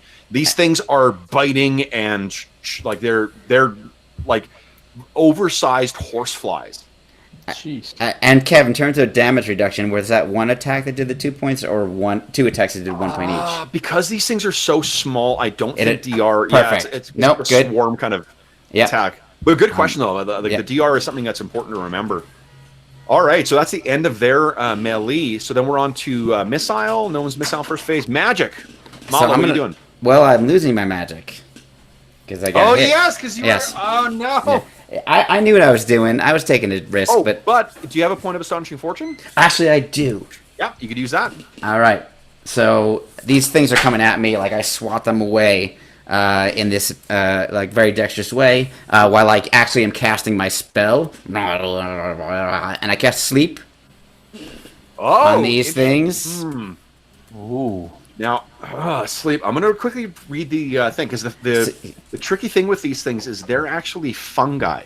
They're not actually insects. Yeah. So fungi. Some might say, fungi from, I don't know, maybe somewhere like Yuggoth? Interesting. Well, I don't think there's nothing fun about these guys. Exactly. Why they got to be guys? Couldn't they be fungal? They could be fungal. They could be fungal. Yeah. So I would have cast it anyway because I have no experience with those sorts of things. So, however it turns out, I will have cast it. So all I see is undead and constructs are unaffected. Yeah, are unaffected. So so these things. And it does. Hold on. Does it affect allies, or does it affect? It does affect allies, but it starts with lower hit dice. Creatures. I've got 1 hit point and I'm going to fall asleep. Yes. So how many hit dice does it affect? Here we go. It rolled 6. 6 hit dice. Okay, yeah. So basically the entire room. So I just go and I just like fall to the floor at the same time. Yeah. Boom. So are they? And they're still glowing when they're dead, or they go out. Maybe we should collect these things. Glowing. Maybe we should collect these things and use them as a light source. Well, they're not dead. Sweep them up into the sack. They're asleep. Yeah. Sweep them into the sack. Yeah, I think that's a great idea. So you got a sack of living ones, though, or like a lot. Oh no, they would be affected as well too. So yeah, basically all of them are asleep now. So if you want to fill up a sack full of glowing alien fungi, you guys can absolutely do that. Yeah. And this is, they will be asleep for this many turns. 2 turns, so 20 minutes. 20 minutes. Okay. Well, I mean, as soon as they're dropped in, I think they will get. They wake up again. Yeah, but got it. You guys will be able to work it out to fill up the sack with whatever, the ones that weren't smooshed by Amar. Awesome. So you have now a sack that is gently glowing, full of carnivorous flying fungi. Nice. Great. And Reagan is looking very bad at this point. So there's no. Never mind. I am going to. There's no witch, Carl? Cross typing. Oh, Carl, did you have a question? Yeah, so if you get damaged, you automatically lose your spell. There's no concentration check or anything? No concentration. There's an optional rule that allows for that, but because we're using Astonishing Fortune, I'm just using that as the optional rule. Yeah, so do you lose your spell then? Yeah. You do. Yeah. It's like old school. Yep. Yeah, it's stupid. I love it. That's stupid. Just cast better. I mean, it's penalty for being a sorcerer. That's it. Yeah. Sorcery. Okay. That's fun. Amar is going to go over to Reagan. Yeah. Since she's so wounded. Mm-hmm. And ask, would she, let's see, how would I phrase this? Would she like... Do you like coffee? Would she like me to adjust her chakras? Nice. Adjust my what? I'm going to perform cellular adjustment on Reagan. Fantastic. I love the way you presented that, too. That gets a point of Astonishing Fortune. Okay. Cool. Sorry, what was the last word, though? I didn't actually hear it. Chakras. Chakras. She looks a little confused. You will most definitely feel better. Then please do. Is this a euphemism? Yes. So Amar rubs his Yeah, in that hands way. together Yeah. quickly and grabs puts his thumbs at her chin, where the, not chin, but the jaw, where the jaw joins the skull, and wraps his hands kind of around back to the neck and just does a little pop, a little tilt. Nice. That'll heal 4 hit points. Nice. Many. So I think that feels very good. Yeah. I think there's a joke to be made about, unlike real chiropractic, this actually does something useful for you. Now maybe Cheaper. Iphigenia will think, maybe Here being comes- touched is not so bad. Okay.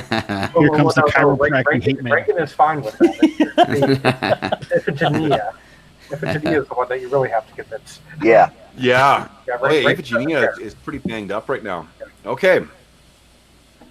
So, guys, this place, these creatures, let me think here. Who might know something about these? I think if you guys had a ranger with you, this is actually, as a non sequitur, one of the reasons why another thing to love about this game is how fucking cool rangers are in this. Yes, I love rangers. They're so neat, like to be set up as like the adversary that's against like the Mygo and the Great Race and whatnot is fucking awesome. That's great. But because we don't have one of those in here, I think let's see here. Iphigenia and Malo.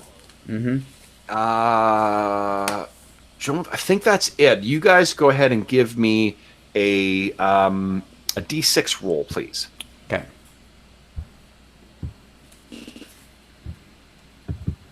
We're gonna see if you've picked up something about this in your studies.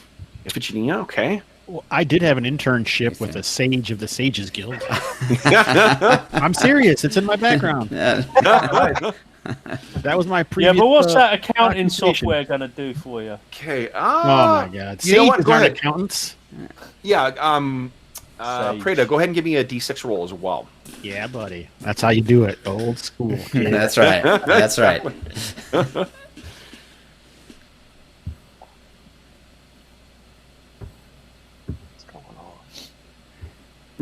Nuts. Oh, shit. Yeah, that's how you do it. So, whatever information that Iphigenia is about to present, you are insistent that she's wrong. That doesn't surprise me, actually. Yeah. You're like, no, I fucking knew, and I've studied this stuff. You're completely wrong. I'm even No, showing no. my guild commission token that I have. Yeah. Yeah. You're doing what every seriously. douchebag does in an argument, which is to try and present their credentials to This is support my a guild shitty ring. argument. Well, you know, I've had degrees from. I don't care. All right. So what, Carl? What you're looking at these things? You know, the not the ones that are alive in Cain's sack, but the ones that were crushed by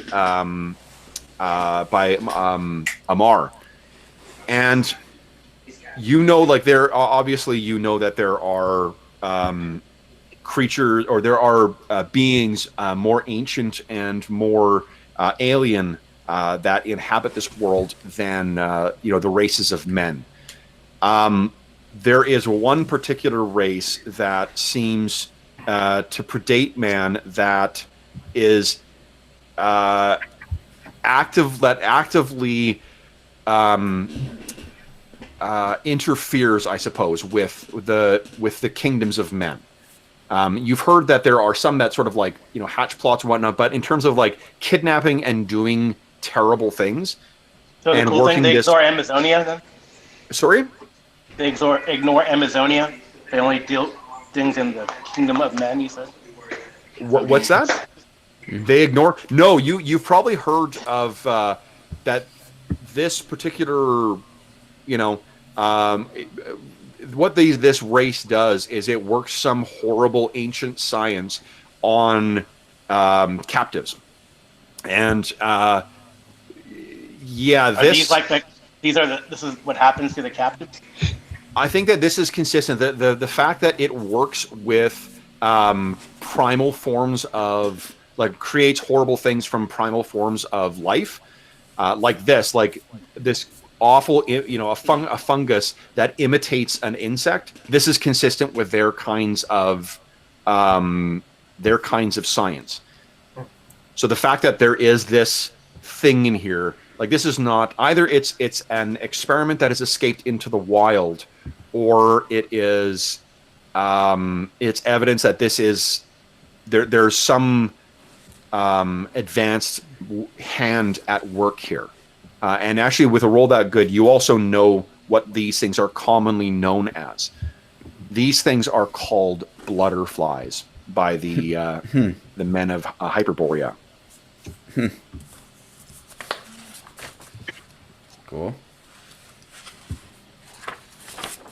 If you had access to better resources, you may be able to learn a little more about it. Mm-hmm. But you definitely know that, whereas the other things you encountered in here are natural, things. This does seem to be something that it's that ancient and horrible race. That's what you can connect this to. I let the my companions know that, although I speak mainly to the women and hopefully the men. If they need more explanation, I can re-explain it to them. That's awesome. If you need me to speak slowly in small words. Yason, I think he's talking to you. Especially the fighter that keeps saying his mind is addled by the forge. Yeah. Okay. That's great. More old wives' tales, just what we need. I'll give you a point of astonishing fortune for that. Now, Preda, what he said is complete horseshit.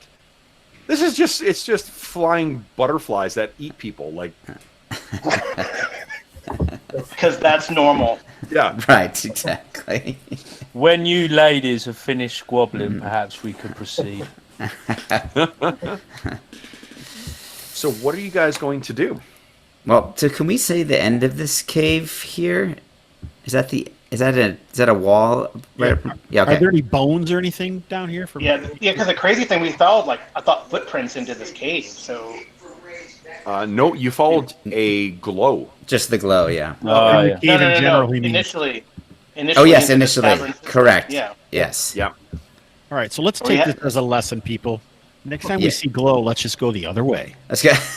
Other way. I know. You glare at Amar. Aren't you the one that wanted to go this way? Right, there is otherwise nothing else on the floor. There is what you would find actually is probably fungal growths that you would think would be some kind of crude, maybe eggs of some kind. Mm-hmm. That might be worth. That's interesting. Might be worth rounding up some of those eggs. Perhaps we can find a market for these things. That's true. Yeah, Kane has started a small emporium amongst you guys because he's got a bear skin. Yes, I imagine he's got ambitions on a what do you call it? A lizard hide from that rock lizard you guys fought. Right. Yes. I wish to construct a trophy room to adorn my halls. And I'm actually using something from Astonishing Swordsmen and Sorcerers, or from Venture Conqueror King. So I've got the value of your bear hide. Oh, cool. Oh, nice. Yeah. Nice. Okay. All right, so shall we proceed then where Prada was going initially and head down there, past the waterfall? We can. It looks like there's. Is there a passage to the southwest as well? No, there does appear to be. We already went that way. The roaring comes from over here. Now, guys, we have been going for about a little more than an hour and a half right now. Why don't we take our bio break right now? Yeah, great. Refresh our beverages and whatnot, and then we'll return in about 5 minutes, and then or however long it takes, and then we will see what we can find in the rest of this cave. Great. Okay, cool. Awesome. Right back.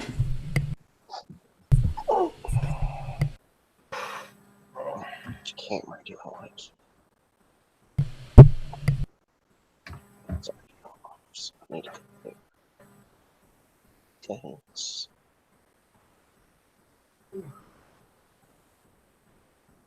Okay.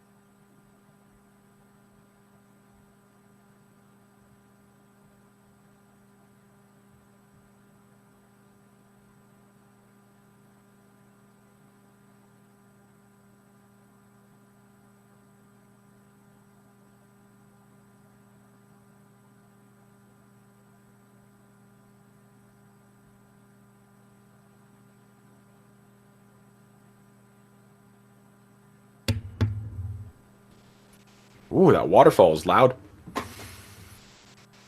It is loud. Mm. Do you guys have a long weekend in the States as well? Some people do. I don't. You don't? Because you're the hardest working man in the OSR. F&A, Cotton. F&A. Well, I mean, I'm actually leaving. I'm driving to Santa Fe starting tomorrow. I have a conference. I'll be at Okay. all week, more or less. Oh, wow. How far away is Santa Fe? You're in El Paso, right? No, I'm in San Antonio. It's about 10 hours. Okay. It's about 10 hours. So. Oh, wow. That's got to be a pretty drive, though. When you get closer to Santa Fe and until you get to San Angelo, between San Angelo and western or eastern New Mexico, it's kind of not desolate, I would say. It's kind of like that. Like I did a road trip through Cali about 5 years ago, and my favorite, like I loved all of it, but my favorite, because I just did the #1 and then cut inland afterwards. But my favorite part of it was actually the Mojave. I camped in the Mojave for a night, and then I did 2 nights in Death Valley. 2 nights in Death Valley. I would never fucking camp there again because that was ridiculous. But the Mojave was fucking awesome. It was so great to hike in there, and it's just beautiful. I don't mind like that. See, that to me would be some really cool landscapes, but this is just like tumbleweeds and barbed wire and. Oh, fair enough. Yeah. I guess a little goes a long way with that too. But Barbed Wire was such a great movie. I'm going to start calculating XP right now, so you guys don't have to watch me do math. So I guess in the future, what I could have done is use a fortune point to maintain the spell, and then gotten the spell off. Because what I had wanted to do was basically cast Shocking Grasp onto my sword and lay it flat to do like an AOE. Oh, okay, yeah. Okay, if I can do that next time, I'll remember. Yeah, sure. The astonishing. It's kind of interesting though. What's that? The optional concentration mechanic is kind of interesting. Yeah, like I mean, it's neat that it's there. I like how, because the spells are, it is kind of a save or suck mechanic with a lot of them to fit with kind of the OSR feel of the game. I like that mechanic, and I also like that it makes you rely on teammates to like keep them fucking off me so I can get the spell off, kind of thing. Yeah. Okay, where is it here? XP, here we go. Now, this may be a little optimistic of me because I'm assuming that everyone's going to survive to the end of the session. Let's see here. Those giant toads. Love it.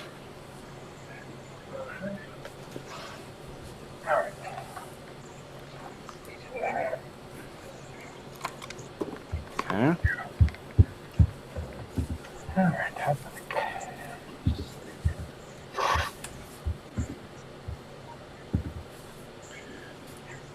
All right.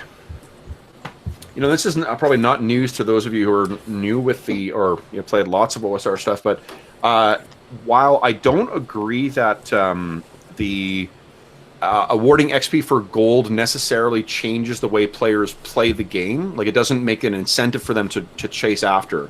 So I don't think, to be honest, I've never had a player who has been so keen on calculating their XP that there have been like incentive. They've been changing their behavior to do that.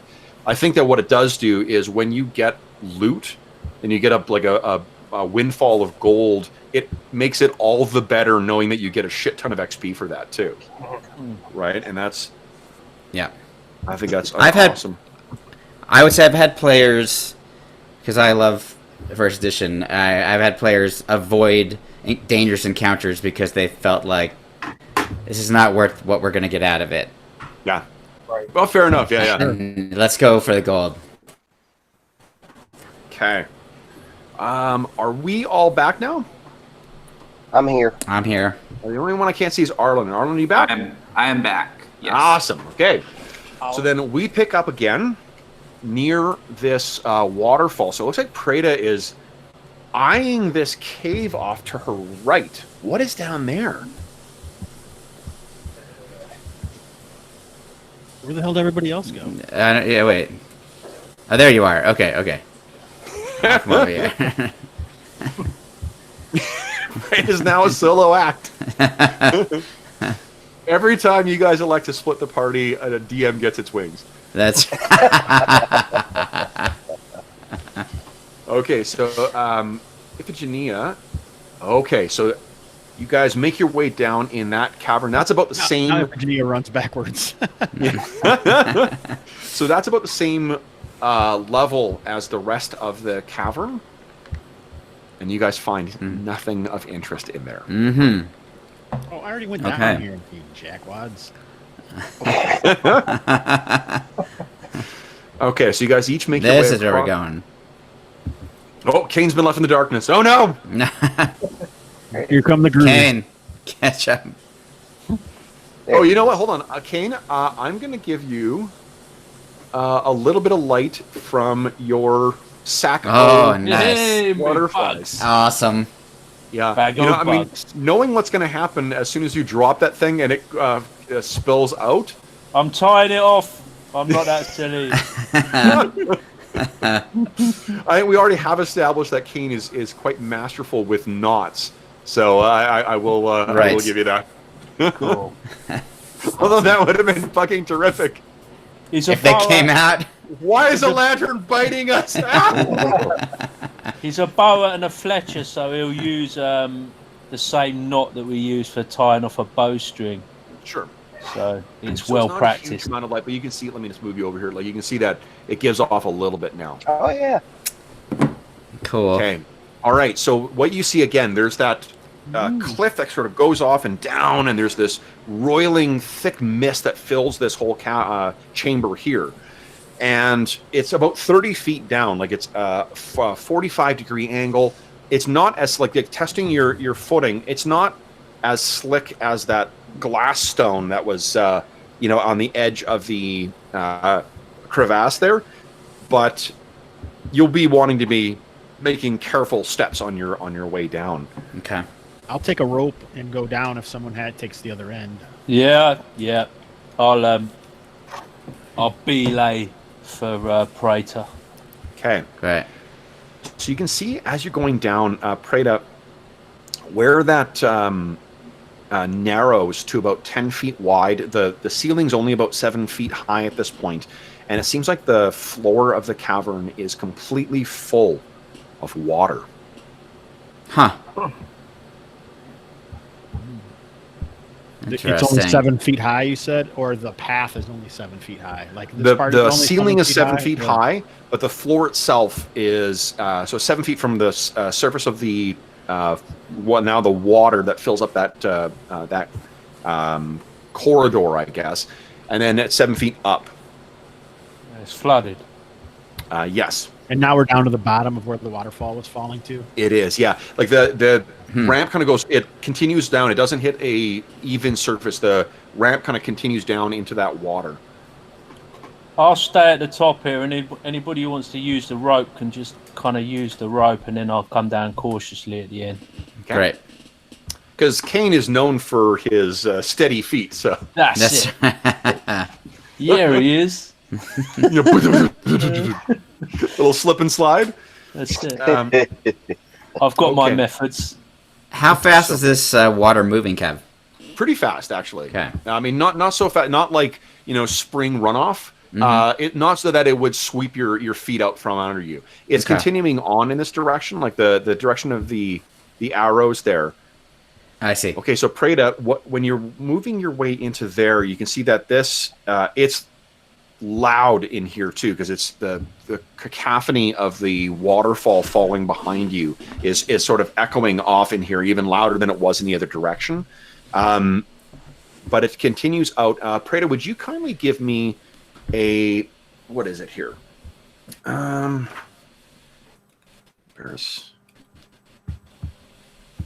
It's the save versus not getting killed check.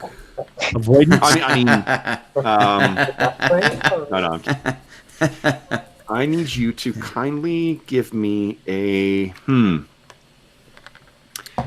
Yeah, give me first off, give me a D12 roll. There, Hobbs. Nice. Oh, not nice. Okay, and then give me a D6 roll too, please. Awesome. Jeez. So yeah, so this room is full of. You can see that there is dry land on the far side, and the water continues sort of arcing around to the other side. Okay, so looks like there's a gap in the light here, guys. Yeah. Reagan is making her way down in darkness at this point. There's Virginia. Yeah. There we go. There you go. Okay. So yeah, so you're able to make your way down. It looks like Preda is walking through the water at this point is about waist deep that she's making her way through. So she's wading through this, and it's still quite warm as well. The water still is pleasantly warm, and as you make your way into this cave, there's a it's got kind of like a like arboreum kind of quality to it. Like it's warm and moist and stagnant, but it's, I mean, apart from the knowing how dangerous things may be down here, it's quite soothing on your joints and on your muscles. Huh. Set up a spa to go with our trading empire. That's Malo, yes. your way along there, though, you stop and you look over here. Okay. And you see that where Preda is stepping up onto, at her feet, it is full of some kind of like guano. No, stop, Preda, stop. Something in front of you. Let me check it out. So I'll kneel at it and sort of inspect it. Okay. Would you give me a D6 check, please? D6.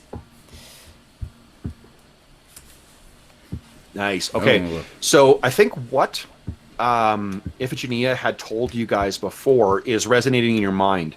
And you're looking down, and this is not bat guano.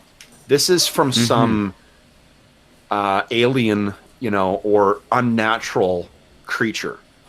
Likely, like you have in the course of your studies, you've read about some of these unnatural things as well.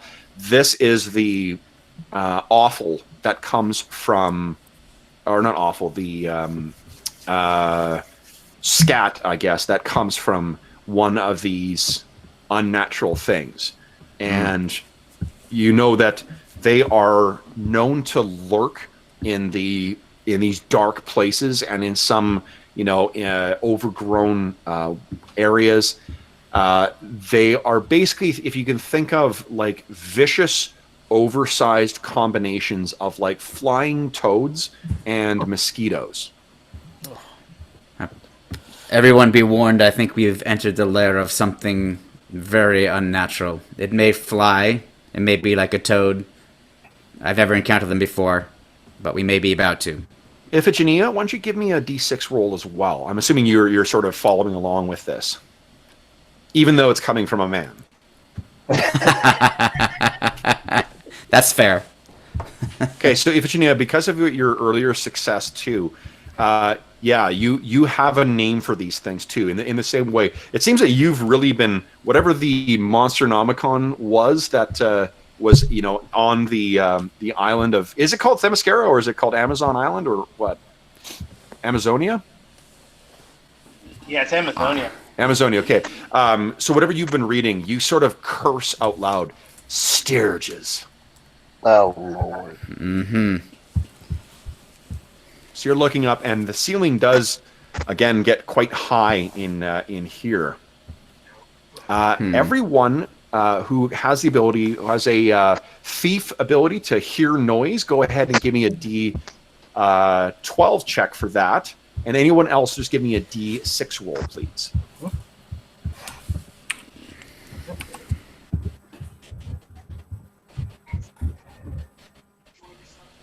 Jason. I hear nothing. Amar, nice. Okay. And how did so Preda didn't do great? All right, so Amar and Yason, you think you can hear the sound of small beating wings from over in this direction. You can see that the water seems to be pooling and collecting around there, and it well above, hidden in the mists, is a ceiling, and it's up there. You can hear the flittering of something. I'll let you guys all collect yourselves in that main room. Kane, you're actually able to navigate that safely. Good. So you hear them gesture above the water or over in this part? Above.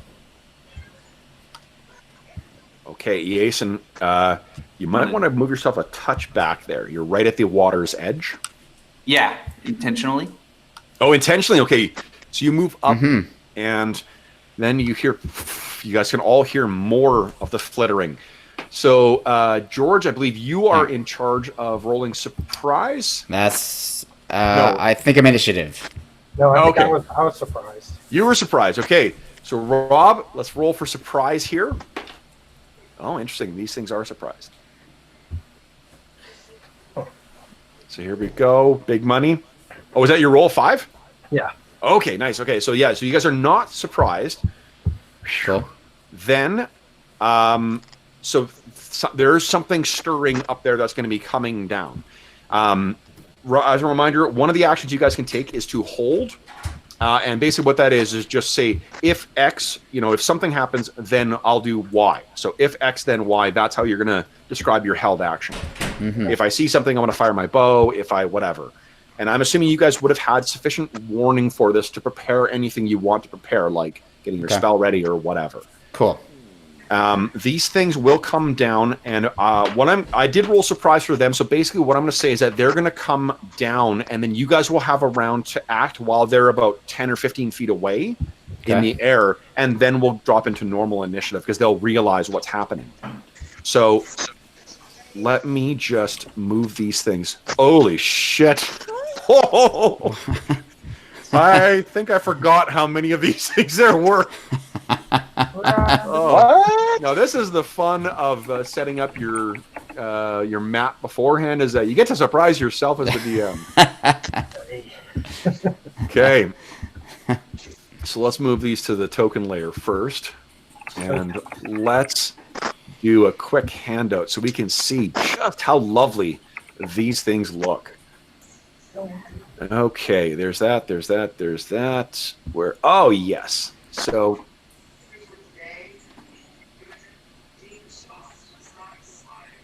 you know the name of these things because, what's his name? Iphigenia cursed it out, but this, guys, is what is coming down at you. Oh, yeah. Yeah, and these things are about the size of like a terrier, so they're about like that big. Okay, so everyone has their actions, and let's just show how many of these lovely creatures are going to be flying around. Oops, wrong thing. I'm on the wrong layer. What am I doing here? Yeah, wrong layer. Fucking Bush League DM. Come on, learn how to work things. Good lord.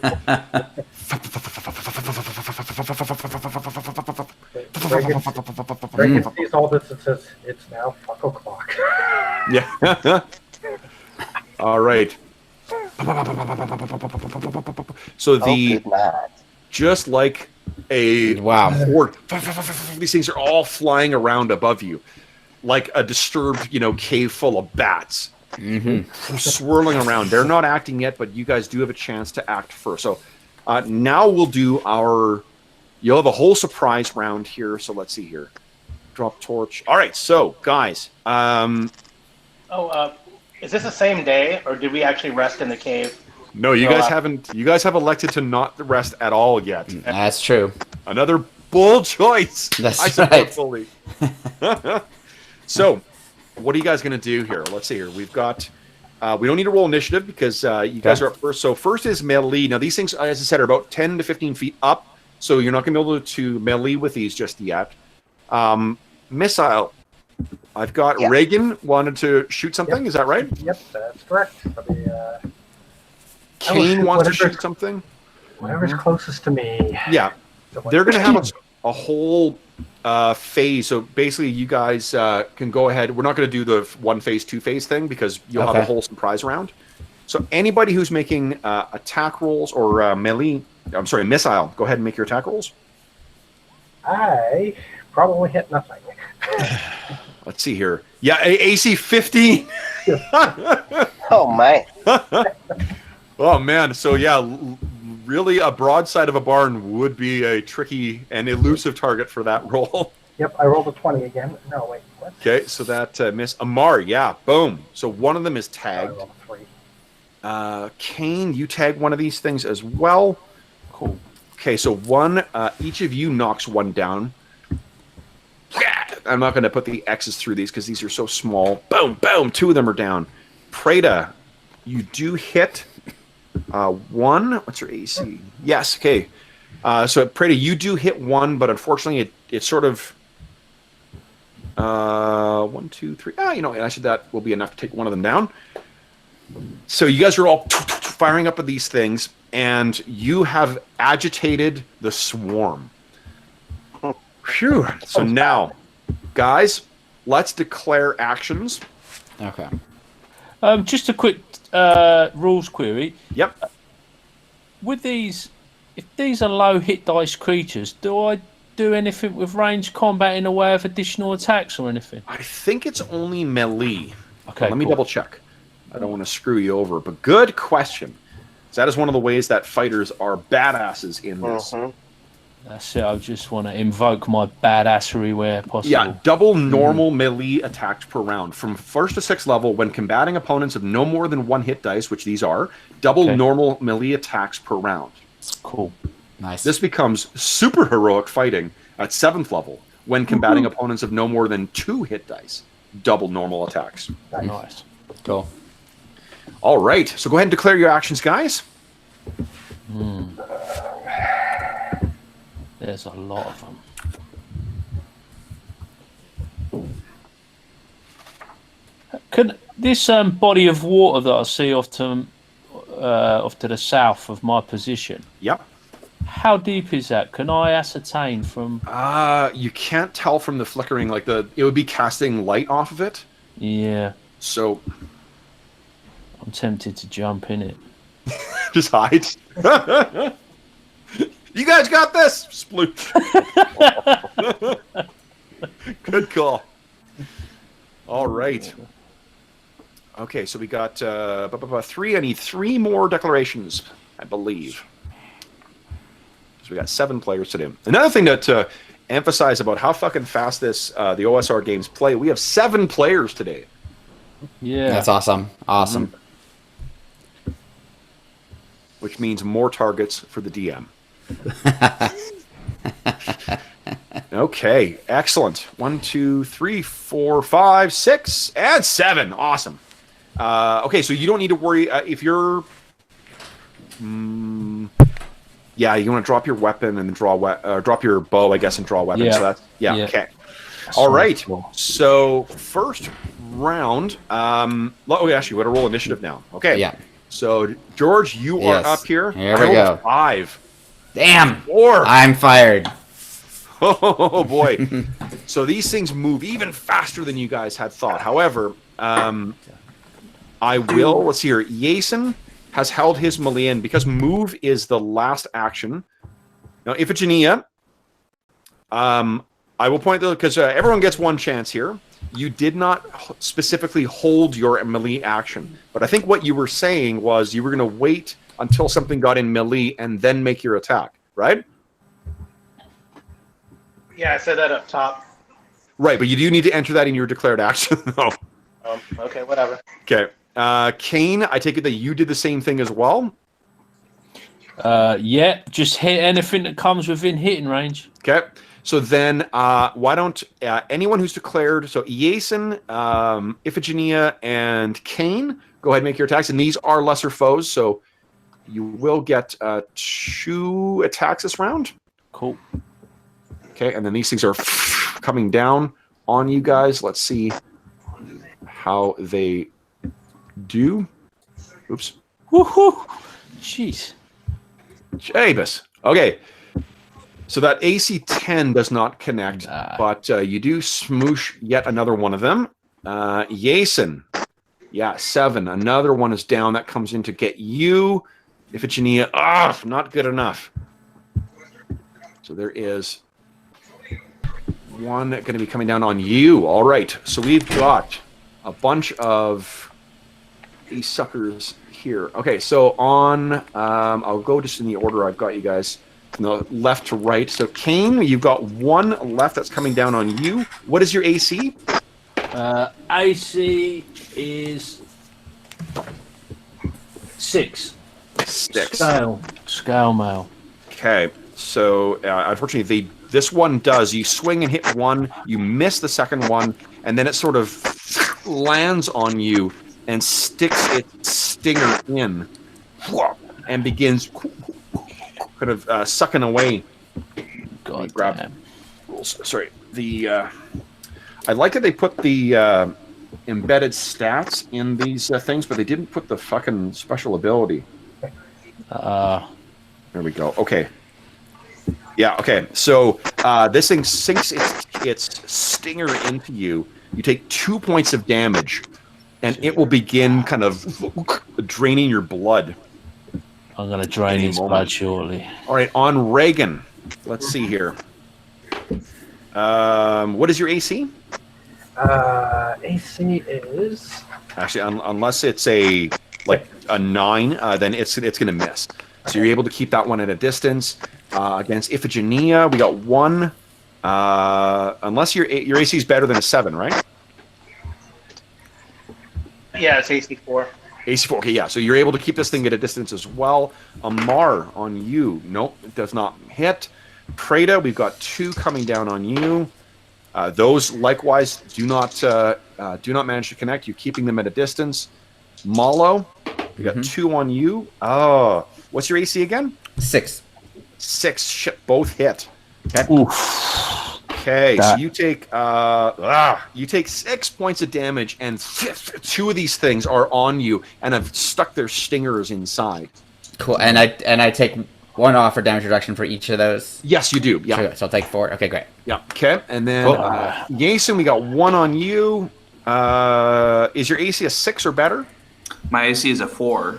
A 4. So yes, so you're able to keep these at a distance as well. Okay, so that was the end of the Steerge's move or a melee attack. We are on to missile. Anybody got missile in first phase? I do. Go ahead.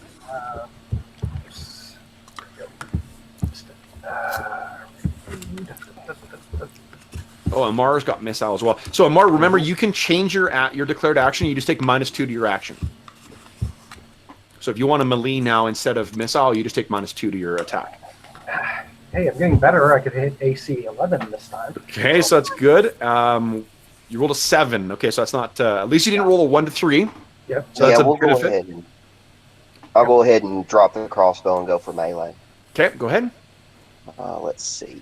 Gotta find my character sheet. And then. Oh, and she was aiming for the one over here. Did that actually hit, Kev? AC 11? No, it doesn't. Okay, it's not. okay. And so 17, 16, 15. 15 for the first roll. 15 for first roll does hit. Okay. And so that is 4 points of damage. 4 points of damage. Oh, nice. Okay. Yeah, but I probably missed that second one because that's an 11 minus 2. That's a 9. No, okay, so 9 does unfortunately miss. Yeah. But the first one is a hit for how much damage? 4. 4 points of damage. Okay. So you've broken this thing's carapace to a degree, or it's insect that hole. It kind of squishes a bit in, and there's some of that like disgusting innards that seep out, and actually there's a bit of blood in these things, which means that they have fed. This one that you hit did not feed on you, but it does mean they may have fed recently. So that was it for missile. Now we are on magic. No one's magic first phase. Nope. Move. Anyone want to move in the first phase, or are you all good where you are? I was supposed to, but I have 2 Sturges on me, so I'm gonna. I assume I can't really move. I'm flapping around. Then, okay. Then we are at the top of the round for second phase. Any melee in second phase? Yes. Yes. Yeah. Okay. So Kane, well, yours, no, you used up your 2 attacks in the first phase, right? Oh, did I? Okay. Yeah. Because you can front load, like you can choose to split your melee attacks across the different phases, but you can also front load. I have assumed that's what you've done. Yeah. Okay. Preda, you bring the pain to some steerages here. Oh, that is not good enough. No. Okay. Oh my God, 15. Jeez. So once again, that elusive barn that someone else was trying to attack is safe for another day with that attack roll. So I think you're just freaked out by these things. There's so many of these things are right in your face. They're so much bigger when they're up close, and they stink when they're up close as well too. They've got this disgusting oily stink that is going to hang in your nostrils for days afterwards. So you're just not able to get it together. That is it for, I think, melee. Second phase. Missile second phase. Nobody. Magic second phase. Malo. Okay, so I've got these Sturges flapping in my face, but I'm working really hard to concentrate, and my fire starts to appear at the tips of my fingers, and I finally mumble enough words to get it out, and burning hands comes out of the 2 of them. How many? So this is your last spell for the day, I think. Right? That's correct. So my 2 of 2. So it's a total damage of 4. 4 each. Yeah. 4 each. Okay. Yeah. Let's see here. So then the so I don't think so. You've scorched the ones in front of you. But they're not. I'm mostly worried about those ones. Okay, so those 2 ones are gone. Okay. I'm gonna Hobbs, give me a d6 roll. I'm gonna say there's a 50% chance that one of those is caught in there as well too. No, unfortunately not. Okay, cool. No, that's fine. I just cared about those ones right now. Yeah. I'll help out with the other ones in a second. Okay, so the cave is briefly illuminated as well. And let me just, what I'll do is, as a tantalizing hint here, this is what you see briefly. Oh, cool. And then it's gone. Nice. Okay. So the that was magic. We were on move. Anyone want to move in second phase? No, I think I'm good right now. Okay. So then that means I think George, because you lost initiative, you've been. I did. So we'll transition. I guess Hobbs, you're rolling initiative now. So first off, declare actions.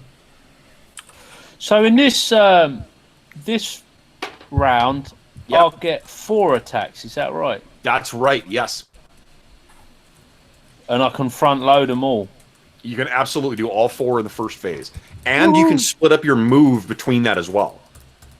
Right. So if you want to start running through it, just bam, bam, bam, hitting these things. Yeah.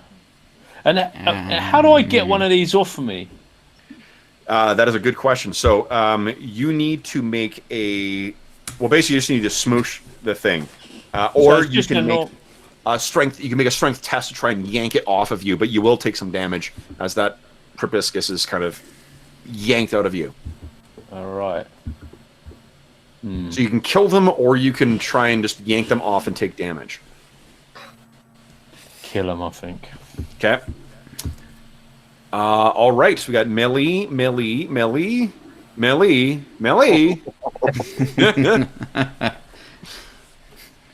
Shocking. Melee.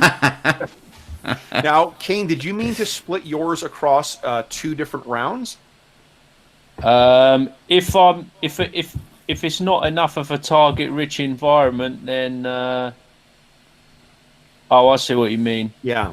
I can move enough in the first phase to get 4 in. Yeah. Is that what you're saying? So let's just clarify something here, guys, because I see a lot of people who have declared melee and melee. Now, did you, first off, Preda, do you have more than 1 attack per round? I have using 2 weapons. Okay, so then did you intend to mean on first phase you're making one of those attacks, and on the second phase you're making a second attack? Yep. Okay. Okay. And same thing with Iphigenia and Cain? And Amar? Or did you guys mean to front load your attacks? Well, when I make my attacks, I've got a bit of movement anyway, haven't I? Yes. Yeah. So When you make you can do half move with your melee attacks automatically. Yeah. So I'm just doing everything in the first phase. Okay. 4 attacks and a bit of movement to find new things to kill. And then Amar and Iphigenia, is that what you intended, is to split it up between 2 different phases, or? Yeah, I was basically, hit one, and then if I, waste it, then I've got to move to get up to the other one, so in the second phase I can hit it. So again, as a reminder, like you can do half move on your phase while you're doing melee. So you could do an attack, you could move, and then do another attack all in the first phase. Yeah, there's not a whole reason to wait and separate them. Yeah. Yeah.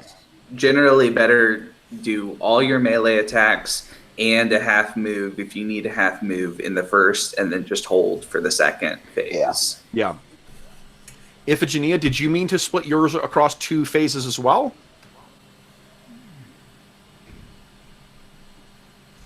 Carl, you may be on push talk. Oh, is Carl there? Hello? Oh, Carl's muted. He's muted. Yeah, he's muted in the Hangouts call. We can't hear you, Carl. Tommy can hear me. Well, he's going to hold an action. Somehow something happened to my microphone. Oh, okay. So, sorry, Carl, did you intend to split that up into 2 Can't different really hear. I was gonna. Anyway, give me some. Did you want to split up into 2 different phases as well, or were you? He said he can't hear, I think. Oh. Carl is currently experiencing.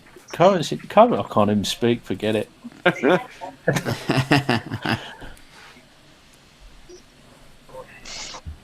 Let's see here. Yeah, I was going to just right. So me to try to so I can front load it. You can front. Okay. Melee. Okay. All right. So then, guys, let's roll initiative. Hobbs, you are in charge of the initiative. I rolled a 5. Go on, Hobster. Nice. Yes. Hobbs is Not immediately bad, fired. not bad. We're on to Carl. You're rolling initiative next round. Good effort. So this is a good place to ask. There are rules within Ash for stealing initiative based on having a longer weapon. Can we do that That's for the initial attack. for the first one? Yeah, but you're right. Okay. I forgot about that. For weapon class, if your weapon class is bigger than the other things, you would have had an attack beforehand. Okay. So last round, you guys would have. Although that sort of worked out that way anyway. Yeah. Yeah. it's a It worked good out reminder, last though. round, but I was wondering specifically for this round since we lost initiative. No, I'm that's- assuming that we. Yeah, do it's only have with the weapon initial, class like too. when you initially go in, then you get to supersede the initiative if you got a longer weapon. Okay. Yeah. Yes. No, but thanks for the reminder of that, though. I totally forgot about that last round. Okay, so then, unfortunately, the critters are up first. So, first up is the one on Cain. So that one is going to drink greedily and deep. Oh, Cain. 4 points of hit point damage from this thing draining you. dear. Wow. Uh-oh. Okay. That's not Premature good. experience Next up. calculation. Reagan, nothing is biting you right now, right? Nope, nothing. Okay, so it tries. Oh, nat 20. Oops. Ah, Oh shit. oh boy. Was that Okay. a new Mallow? So No. let's see here. No. The initiative, I roll a d6. I rolled a 3, which means that it gets plus 2 damage. So it hits you, and you take 4 points of damage as this thing sinks Jeez. its proboscis into your flesh. Also known as a blood straw. Next up, Iphigenia, nothing is something clinging to you right now? I don't think so. I think you were able to keep it off last turn. But one does hit. Iphigenia, you take 1 point of damage, and if your armor DR reduces that to 0, then it doesn't get its proboscis in. Mm. Yeah, I think that's what happens. I have a DR of 1. Awesome. Okay, so this thing gets in, and you panic for a moment, and you realize it's poking at your armor, and isn't able to get in. Fuck, Amar, I hit you as well. Good lord. 2 points. Oh, sorry, 3 points of damage.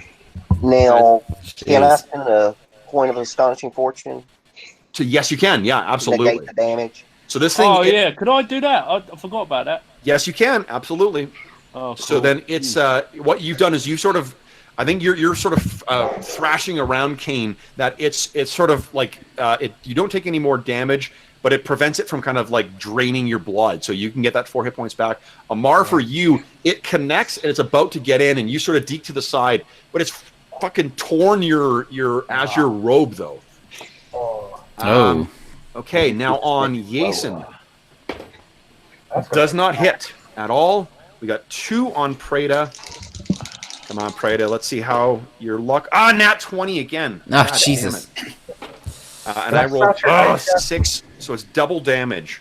Oh, Jesus. Oh, jeez. So 4 points of damage as one of them latches onto your shoulder and then sinks it right into your throat. Oh, nice. I tell you, man, these Sturges, I bet they've TPK'd more parties than enough over the time. You know? Yes. Yeah, totally. Yeah. Okay. Yep.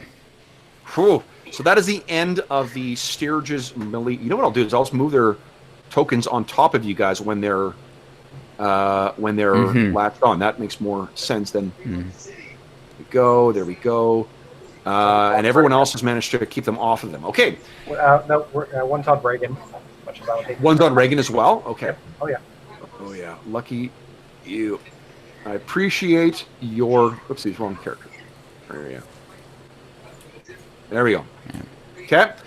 All right. Now, the ones that are on you, they are easier to hit than what the other ones are. So you guys will take +2 to hit the ones that are on one of your ally, not on yourself, but on someone else. Okay. Okay. Which will lead to the comical ones where you smash someone with a hammer rather than the Sturge, of course. Well, what do you want me to do, Mallow? Okay. Yeah. Sledgehammer. We are into melee now. Everybody's engaging in melee. Who wants to go first? So can I attack the one on me? Yes, absolutely. Or I could look at Kane and say, Kane, I'll get yours, you get mine. Yeah. What do you want to do? Yeah, it's +2 to hit someone else's. Yeah. You take this one and I'll knock that one off for you. Yeah. Okay. So go ahead, Reagan. How do I add 2? I'll just add 2 to the We'll just roll. add plus. We'll just remember that the AC you hit is 2 less than whatever you actually roll. So going with hey, nice. Yeah, good job. Good sir. enough. So you swing your battle axe down and cleave. It's full. Wow, you see a bunch of blood burst out, which you take to be Kane's lifeblood. Yep. All right. Who wants to go next? I'm going to try to save Preda from the one that's on her. Okay. So here we go. So you swing. Whoa! Holy shit! +2. So -8. Yeah. So that serpentine, a kind of designed blade just cleaves through that thing. Just barely missing Preda's face. I will remind everyone, second round of combat, everyone should be on double attacks at this point too, if you've got weapon mastery. So Malo, you got a second one. Well, I didn't know how it worked because I cast a spell in the first round, so I didn't know if this was my first round of melee or how it... I'm fine with it. Okay, cool. It'd be a pain in the ass to track otherwise. Are you guys cool with that? Yeah. Cool, then I'll do my other one as well here against the nearby Sturgy. Here we go. And whoosh, flashes out again. Ooh! No, I see one. Another one down. All right. I hate these things. I'll attack the one that's flittering around me that didn't get a hold. So you whip your spear around. Oh, bastard sword now. Whoa! Bastard. Nice. Yes. And since I have 2 attacks, can I attack the one on Amar? Absolutely. Right. Yep. And it's not actually attached to Amar. He was able to get it off thanks to Astonishing Fortune. So you don't get the +2 to hit, but go ahead. Okay. All right. And big money. Coming. Big money. Oh, -2 AC. Nice. And another max damage. Wow. Nice. Iphigenia is not fucking around. Okay. I hate Let's these go things. next. I'll go ahead and No, you go. You can go. yeah, I'm gonna do the half move to get closer to the one on Reagan over there, and I'm gonna attack it. So okay, here we go. Chakra attack. If anybody rolls a 1, I'm dead. By the way. Yes. It's AC 1. That is enough. Boom! You grab this thing and like crunch it back and safely extract the proboscis without taking any damage to Reagan. It looks like we got Kane and Yason left to go, and Preda. So what's left? Well, there's one on me, so why don't I try to smack this one? Okay. Oh, no. Not with that attack. Nat 1. But I'm not attacking one that's engaged. It's the one that's on me. Yeah. Does it get a free attack on me or something? No, I'm not gonna. I'll bank that Nat 1 and do something comical later. Okay. Second attack, not much better. Not better. Okay. Yeah. I'm getting echo from somebody. A big one. Yeah. Let's hear. Marco. No, it's gone now. Okay. Okay, so you swing a couple times, and you've not able to take this down. Kane, you can see that Yason is clearly in distress here. What would you like to do? Is that the last one? That's the last one. And we see. Okay. Wow, that was serious. We're going to adopt it. It's an orphan. It is going to be a dead orphan. Nice. Take this, Oliver. Boom. Booyaka! Smash. It's a precision strike. Nice. That thing is the well-rehearsed swing of the striker from the forge. Okay. Boom. All right. Now, whew, that was one heck of a encounter. Now, you guys can hear, now that the last of them is down, you sort of stop and listen to hear if there's more flapping up above you. Oh, shit. What you can hear, well, there is none. No, you don't hear any flapping. But what you do hear is there's an even louder roaring from over in this direction of falling water. Well, what does everybody think we should do? Because we have lots of people who are hurt. We could do with a rest, but I was thinking, is there any signs of a trail of blood? Interesting question. Yeah, you mentioned... Smart. You see that there are 1 or 2 droplets over here. Over there. Perhaps we could investigate that, and then maybe we do need to rest. Yeah. Okay. All right. So what you see first off, Preda, is to your left. Look at those fucking low health bars. Holy shit! I know. In the what we need, the only thing that Roll20 needs is that omnipresent kind of like red glow at the edge of the screen for when you're on low. Okay. That would be normal for me. So the blood trail seems to be off in this direction. You can see that there is a trail that, or a another kind of walkway, or like not walkway, but like passage that goes down, descends quite steeply to the left. But the trail seems to go off in this direction. And you remember from that brief flash from the burning hands, there is another corridor over here, a big wide area where the water goes down, and there was a little passage over here too. Maybe our friends have taken the maybe we route. should follow the blood trail with the people that still have health up front. Sure. Or maybe something came out and grabbed dead people and killed them that way. Maybe. So Malo and Amar are the ones who are the best off right now. Reagan's going to say, wait. And I've got a torch, so Jason's doing pretty well too. Yeah. I'll lead the way if you want me to. Okay. That's What great. direction? Which one do we want to go in? Look at that. It leads Right there. down. Yeah, that way. We'll go that way? Okay. Yeah. Okay, so as you make your way, give me a sec here. I'm going to... Why are we going down again? We're following the blood. Following these- What happens if we find them? We're gonna all get killed because we're all half of us are almost dead. It's They a may all good, it's be a good dead. point. Okay. Makes more sense to hold off, doesn't it? Just Well, Yeah. we could, like where Amar is, you could kind of like keep guard there, and then at least only like one of them at a time could come up that corridor.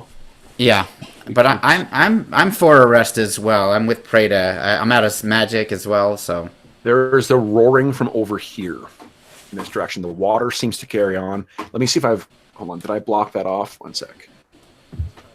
No, I didn't. Okay. You're... I mean, they could be in a worse state than us. But... it's possible. Yeah, that's what I was thinking. Okay. So, Amar, do you carry on down that staircase?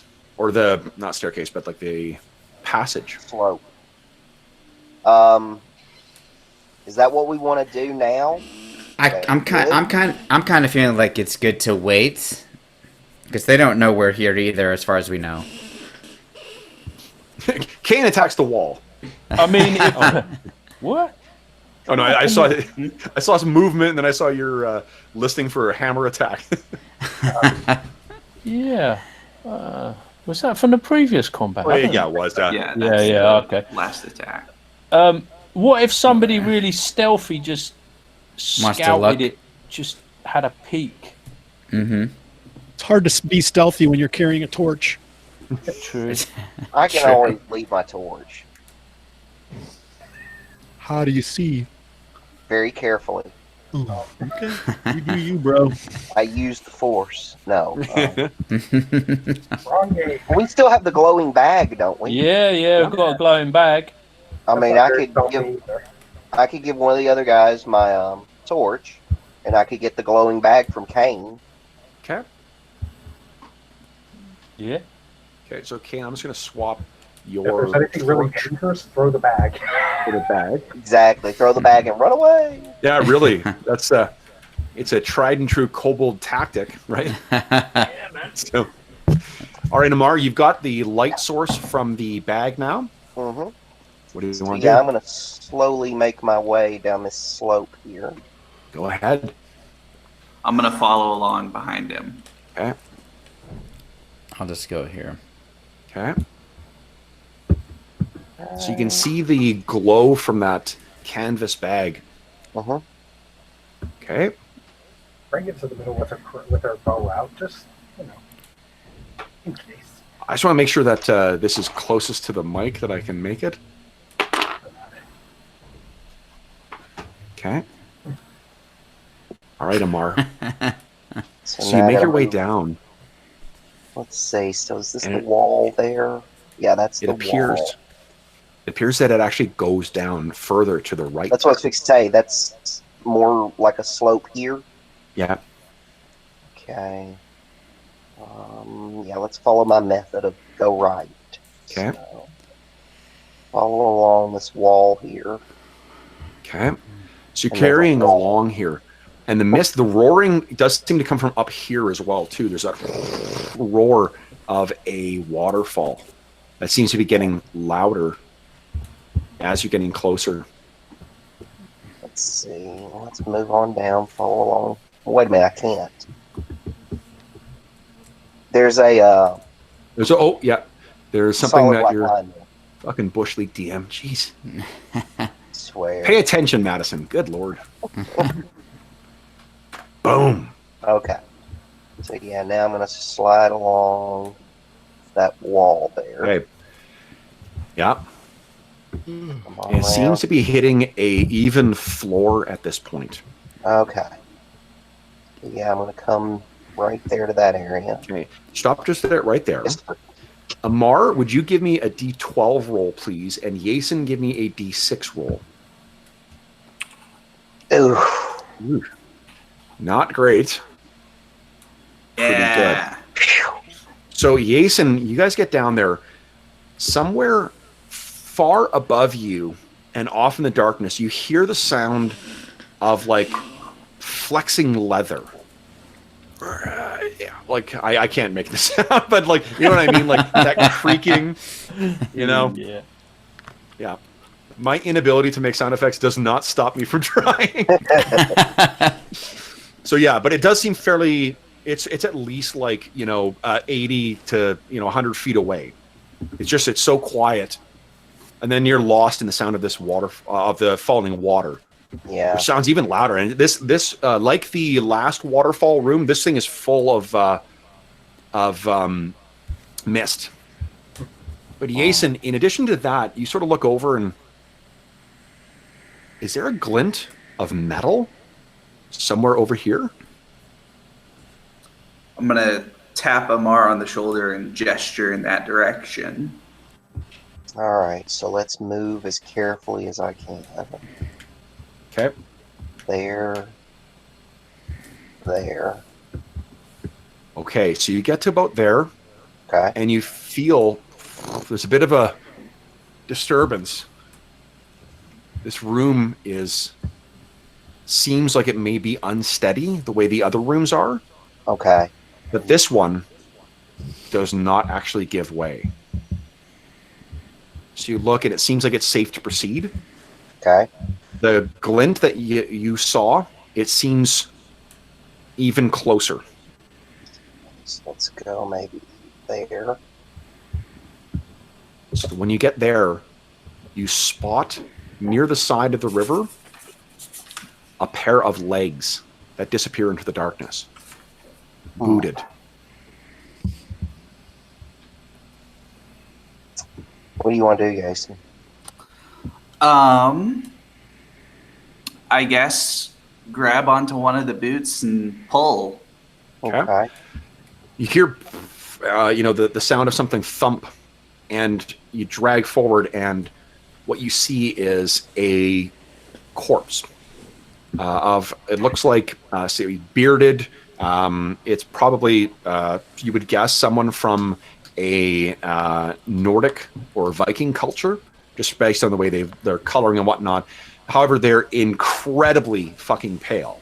Like, it's as if almost all of their blood has been drained. And if you get a little closer, you can actually see there are two more bodies here and here. Okay. But the glint that you saw, these three seem to have shuffled off their mortal coil while sitting kind of like resting near this. At the edge right here, just out of the light, you can see that there is the shape of like a backpack. Okay. So yeah, let's move up a wee bit closer. About there. Okay. So what you can see is that what is spilling out of that backpack are coins. Oh, hell yeah. So if you guys get closer in and take a moment to check them, let's see what the total haul is. This does feel heavy. Okay.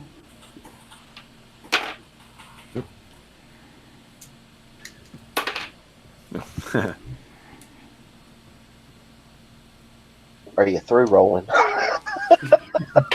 Well, I was laughing because I pretty much picked up and dropped the D4. I was rolling, and it just kept rolling the same thing, and I'm like, come on, roll it, Madison.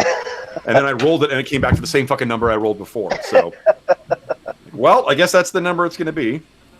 All right. So, what do you want to do? You want to grab this stuff and go back?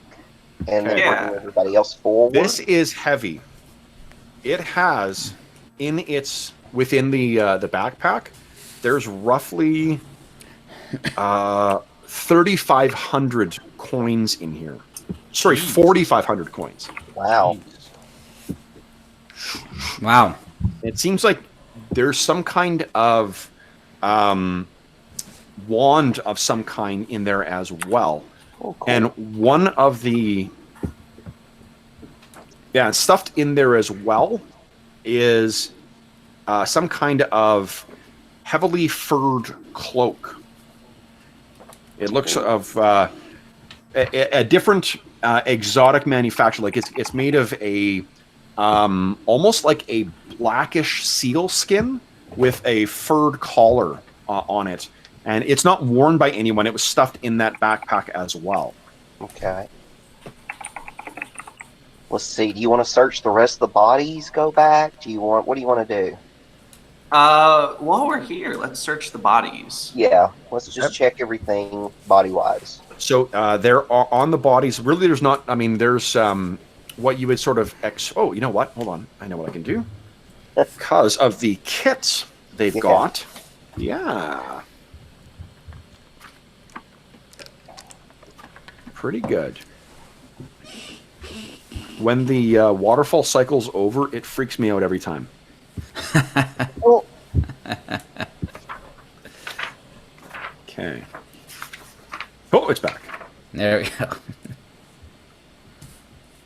All right, all right, all right. Where the heck are the kits again, guys? I'm looking.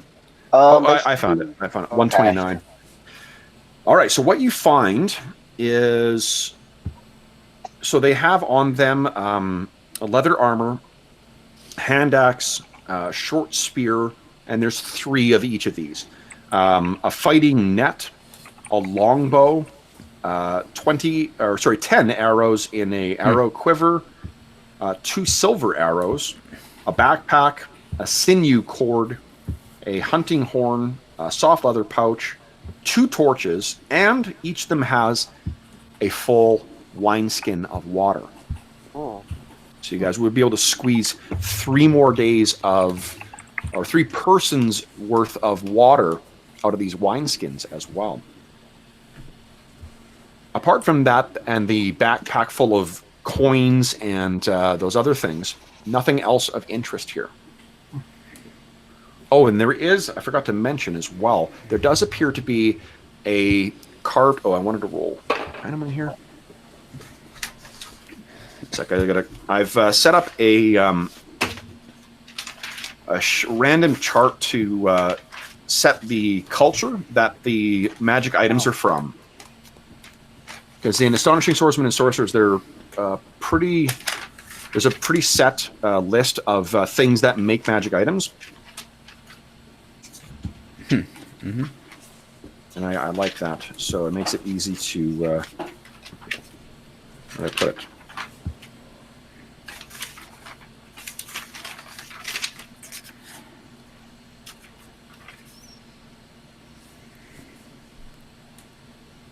Well, I can't find it now. Clearly, you're dealing with a trained professional here. No, where is it? No, here we go. I'll use this.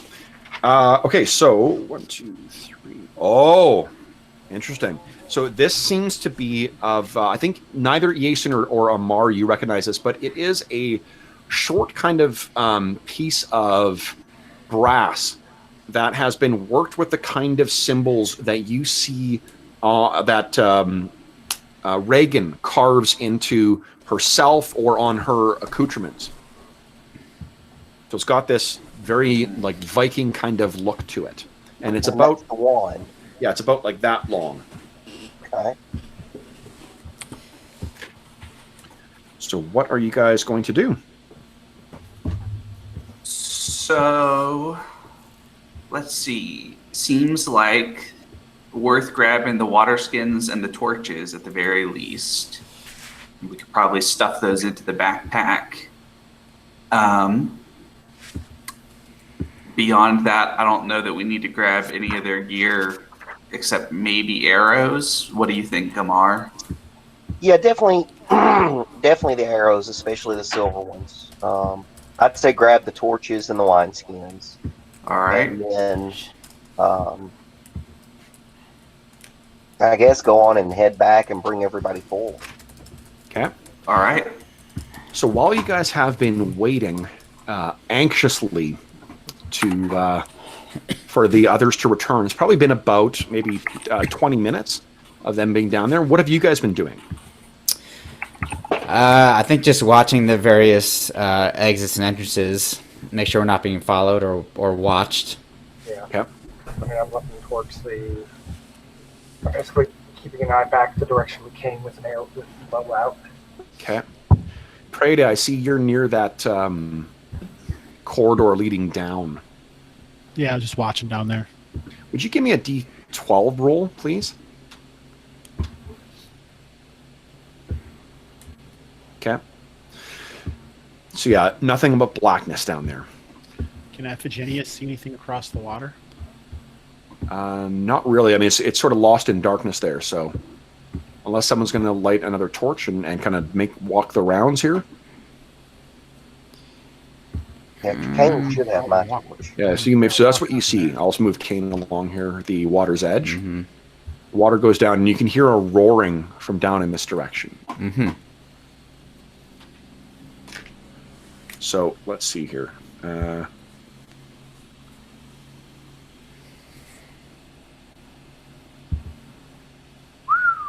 Guys. Just doing a quick tabulation of XP for giving me a good day for you guys. Yes. Okay, so you guys make your way back. Okay. And I think that the thing that the rest of the party notices as you're walking up is obviously this thing, this backpack that they did not have before, that is kind of rattling and clinking because it sounds like an enormously full change purse. How does Amar present this to everyone else? Is it kind of like tossed down the ground like, look at this? Or is it more low-key? Yeah, it's a little more low-key. Amar's like, we found this with some bodies. Okay. We'll make it very simple. How many bodies? We found 3 that may have been victims of the flying bloodsuckers. Could you tell where they came from by their style of clothing or armor? They appeared to be from the north. Did they look to be miners? They looked to be rich formerly. Yes, they were definitely formerly rich. They appeared to just be warriors of some sort. Oh. Interesting. And these weren't people that were on the boat with us. Yeah, they weren't on the boat. I was going to ask. No. Okay. No. If you were to guess, knowing that Tuleborg was founded by a Viking clan, they may come from Tuleborg, which means they may be not far off. Excellent. So, well, it looks like you brought some stuff with you. Indeed. We found these coins and also a wand and this cloak. Oh, a fine-looking cloak. Okay. Indeed. You said the wand had carvings like I make, or? So the wand does have. Can you, Reagan? Actually, no, Reagan. You would recognize this automatically. This does seem like something that would have been, because it's really beyond the ken of mortal men as to how to make these things. They're the Hyperboreans, the Atlanteans in days of yore. They could craft these kinds of like impressively magical items, but this particular thing, given the materials, given the markings on it, you would guess that it's the dwarves of the earth that crafted this. And can I, do any of the carvings specifically make sense? Like, give a sense of what this is for? Give me a what's your intelligence? 12. 12. Give me a d6 roll. Yeah.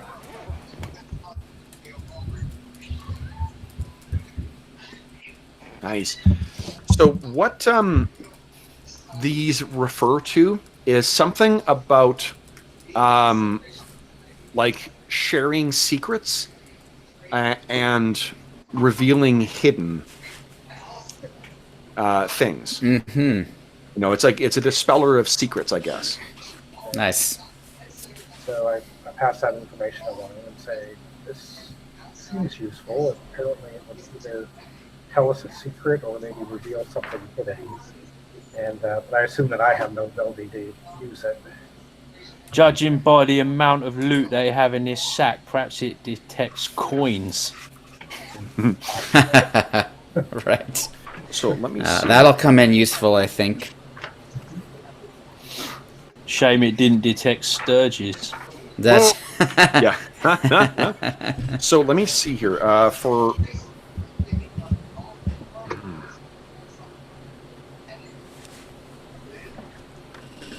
So there is, mechanically speaking, what you do need to do is identify what the command word is in order to invoke it. And that's, I think, what your spell reveals. What a detect magic, or is it detect magic or is it read magic? I don't remember. Detect magic does not mention that. Okay. Magic. Just a presence of magic. Okay. What about I'd imagine read it'd be magic? read magic. Read magic, I guess. Yeah, I'm wondering if that's the thing that you use to figure these things out. There is no read magic spell. Well, So is it identify possibly? is there an identify spell? Let me see. I'll search. Sure. Yeah, there is identify. Yeah. Mhm. Yeah. The ritual takes an hour and a sacrifice of 100 GP per item identified. Good lord. Wow. And then you learn the properties. Phew. Yeah, And then you read suffer a magic is- temp 8-point constitution drain. Yeah, wow. Oh yeah, that's what it was. That's what it was in first edition. Holy smokes. Okay. Yeah. So that's what this wand seems to be doing. Oh, the wand XP too. Holy shit, guys. You're making off like fucking bandits today. You're going to think that I'm being too generous. Well, no, we did take collectively quite a bit of damage. Yeah, we paid for it. That's Okay. right. Yeah. Our The blood. fine workings on the cloak as well Yeah. I mean, make you think that there may be something unnatural about that, but I don't think that requires any kind of special learning to figure out what this thing is. What this is. Someone give me a D6 roll. So first off, whoever is feeling lucky, you make that roll. I'll do it. Not me. Are you feeling lucky, punk? Oh, Amar! Well, wait a minute. Rolling high is good, right? Rolling high is very good in this circumstance. Oh, Yeah. right. Yeah. Excellent. Good Holy shooting. smoke. Okay, so what you find... Holy Dinah, guys. This is nuts. So, this fur-lined sealskin cloak, Whoosh. this thing is a cloak of protection plus 4. Holy Oh shit. my. Awesome. That's This is- insane. Plus 4 armor class, plus 4 to saving throws. Ah, you gotta love sandbox games. Yeah. Yeah. Plus So, four. in the seeing that thing, you guys are like, "Holy shit!" Seeing what's in the backpack as well. I think. Well, first off, what are you guys planning on taking a rest? That seemed to be the scuttlebutt. Yeah, Yeah. We definitely need Yeah. to. Okay. we need to. So- Reagan also suggests says we should take the bodies and give them a proper burial if we can. No, I'm down with that. Yeah. Okay. Yeah, I agree. Okay. And what are you? So, are you planning on making camp here, or are you going to make your way back? What are you planning on hate- doing here? I hate that there's so many openings in this. Agreed. Yeah, this is Mhm. this yeah, and I don't like this lake either. Yeah, I don't want to go through the water though. Yeah. yeah. It's too unstable downstairs. Okay. Was there a room? Do we recall if there was a room that was basically a dead end? Yes, there was. That's where we probably ought to go. Okay, so you guys can go ahead and start scooching yourselves back. Okay, I think it was this way. You'd have to go through the water to get there, right? We better hope. And keep an eye on the ceiling. Okay. This, All right. So, once you know what, actually, guys, here we don't Yeah. need to. There's not going to be any further encounters. So let me just Okay. On get you into the killing. Oh, room. yeah. I mean The the ki- safe place Right. where you guys will be completely Chamber of Death. fine. Fine. It's actually written on the wall. Yes. Why does it say Chamber of Death? Yeah. That's one of my favorite things about Barrel Maze is the random graffiti on the wall that my players always read something into. Like it means something. Right. Would you like Okay. cake or death? So here's Right. here's what you guys find in the once you break out the the coins. 2,000 copper pieces. 800 electrum pieces. 600 silver pieces. 1,000 gold pieces. Whoa. And 300 platinum pieces. Wow. I think I'm going to hit level 2. So let's see That's amazing. how much XP we're talking about here. Because I've been keeping a tally. Cool. Wow. Okay, do you randomly generate this stuff? Or... This is, it's actually a pre-existing dungeon I'm using. Aha. Ah. Yeah, I'm just repurposing it for the purpose of this thing. Holy shit. Not that I should ask. Yeah, and this is, well, that's what made me laugh about, like, where they set up the slippery stone right next to the crevasse. I'm like, this sick son of a bitch. Yeah. It's awesome. Very well designed. Yeah, it's really, like, you really do have to earn getting to this thing. So Pops had rolled a 1 on this way in? Your long fading screen. 7. Wow, guys. So, before any kind of XP modifier, today's session nets you 1,967 XP. Wow. Jeez. Wow, that's awesome. How Was much there was any that? XP in the first session? What's that? Was there Can any you type XP it out in the again? very Sorry. first session? There was, yeah. I'm not sure. Yes. If you didn't record it, then you didn't. I feel like it was just over 2,000 or something like that from first Yeah, I think it session. was. That was the second session, wasn't it? The second session, I think we got like a little over 1,000. Second session was about 800. So you Yeah. would have gained 400 for that, Hobbs, because you would have been you weren't there, but your character was in jeopardy. I only had 540 XP listed for the second session. Okay, then there you go. 41. Right. Okay. Yeah. Yeah, 541. So that means you're at 270, I guess, Hobbs, for the second session. 10% too. Yeah, and you get to add your 10% to that bonus. So, Can someone type it or write it down? I couldn't quite hear. okay, Yeah, I'll type it in.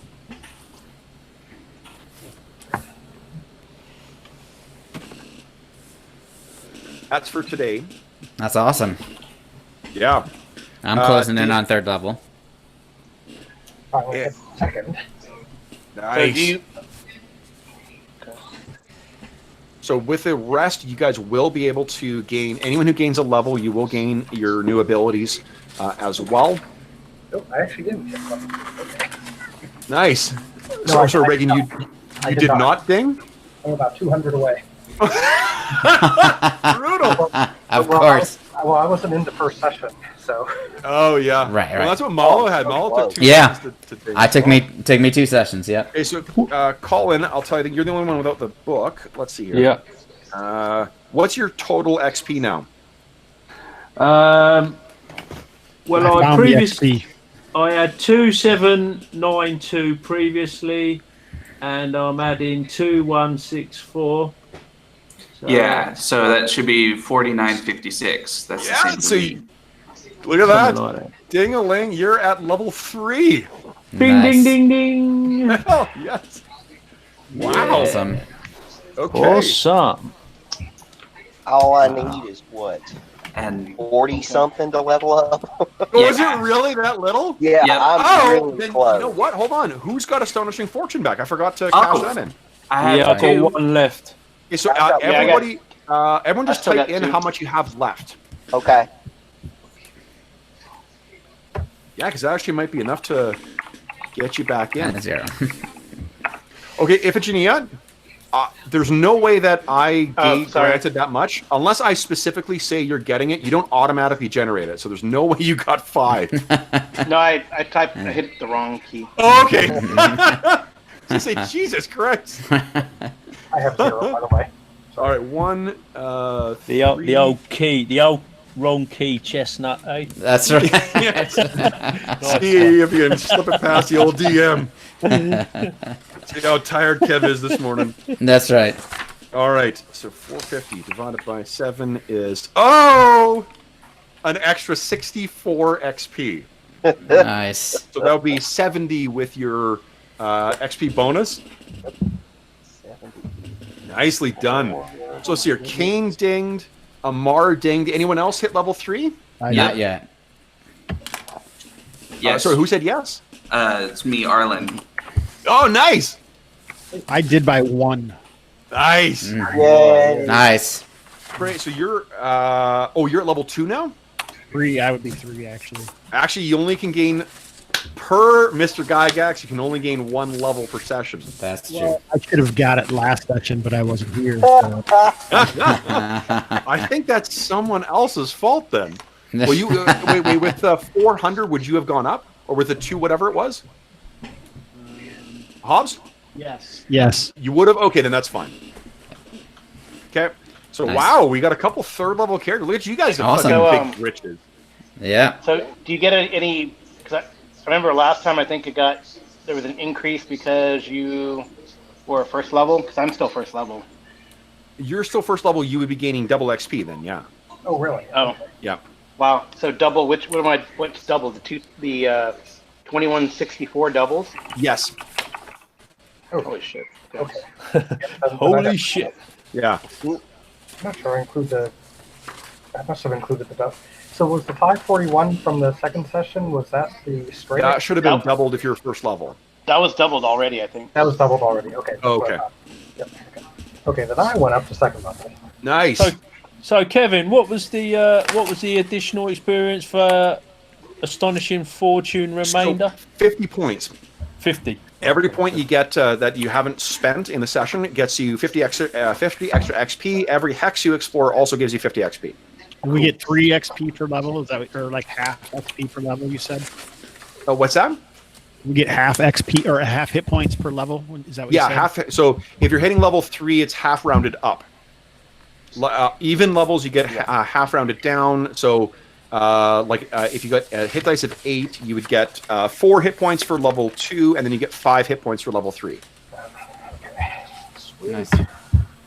That accounts for the lingering thing. So, Iphigenia, are you at level 2, level 3? I made level 2, but I probably will catch up next time because I'm only 900 away from level 3 now. All right. So, the doubling. And Reagan, you hit level 2 as well, right? Yep. Yes. So I've Nice. my hit points. So everyone is level 2. Great stuff, Yeah. guys. Yeah. Awesome. That's probably a good place to leave it. Let's just, I'm going to get out of roll 20, and I'm going to entree with the outro. Let's see, get out of there. Get by roll 20. Stop sharing.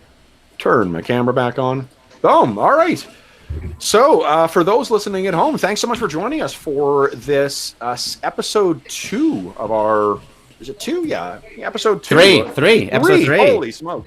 Yeah. Episode 3 that's awesome. of our ongoing Astonishing Swordsmen and Sorcerers of Hyperborea campaign, Reavers of Thule. Very eventful tonight. As always, if you have any comments, questions, or concerns regarding the session, please don't hesitate to leave a comment in the comment section below, or you can reach me on Twitter at Dungeon Musings, or you can shoot me an email at dungeonmusings@gmail.com.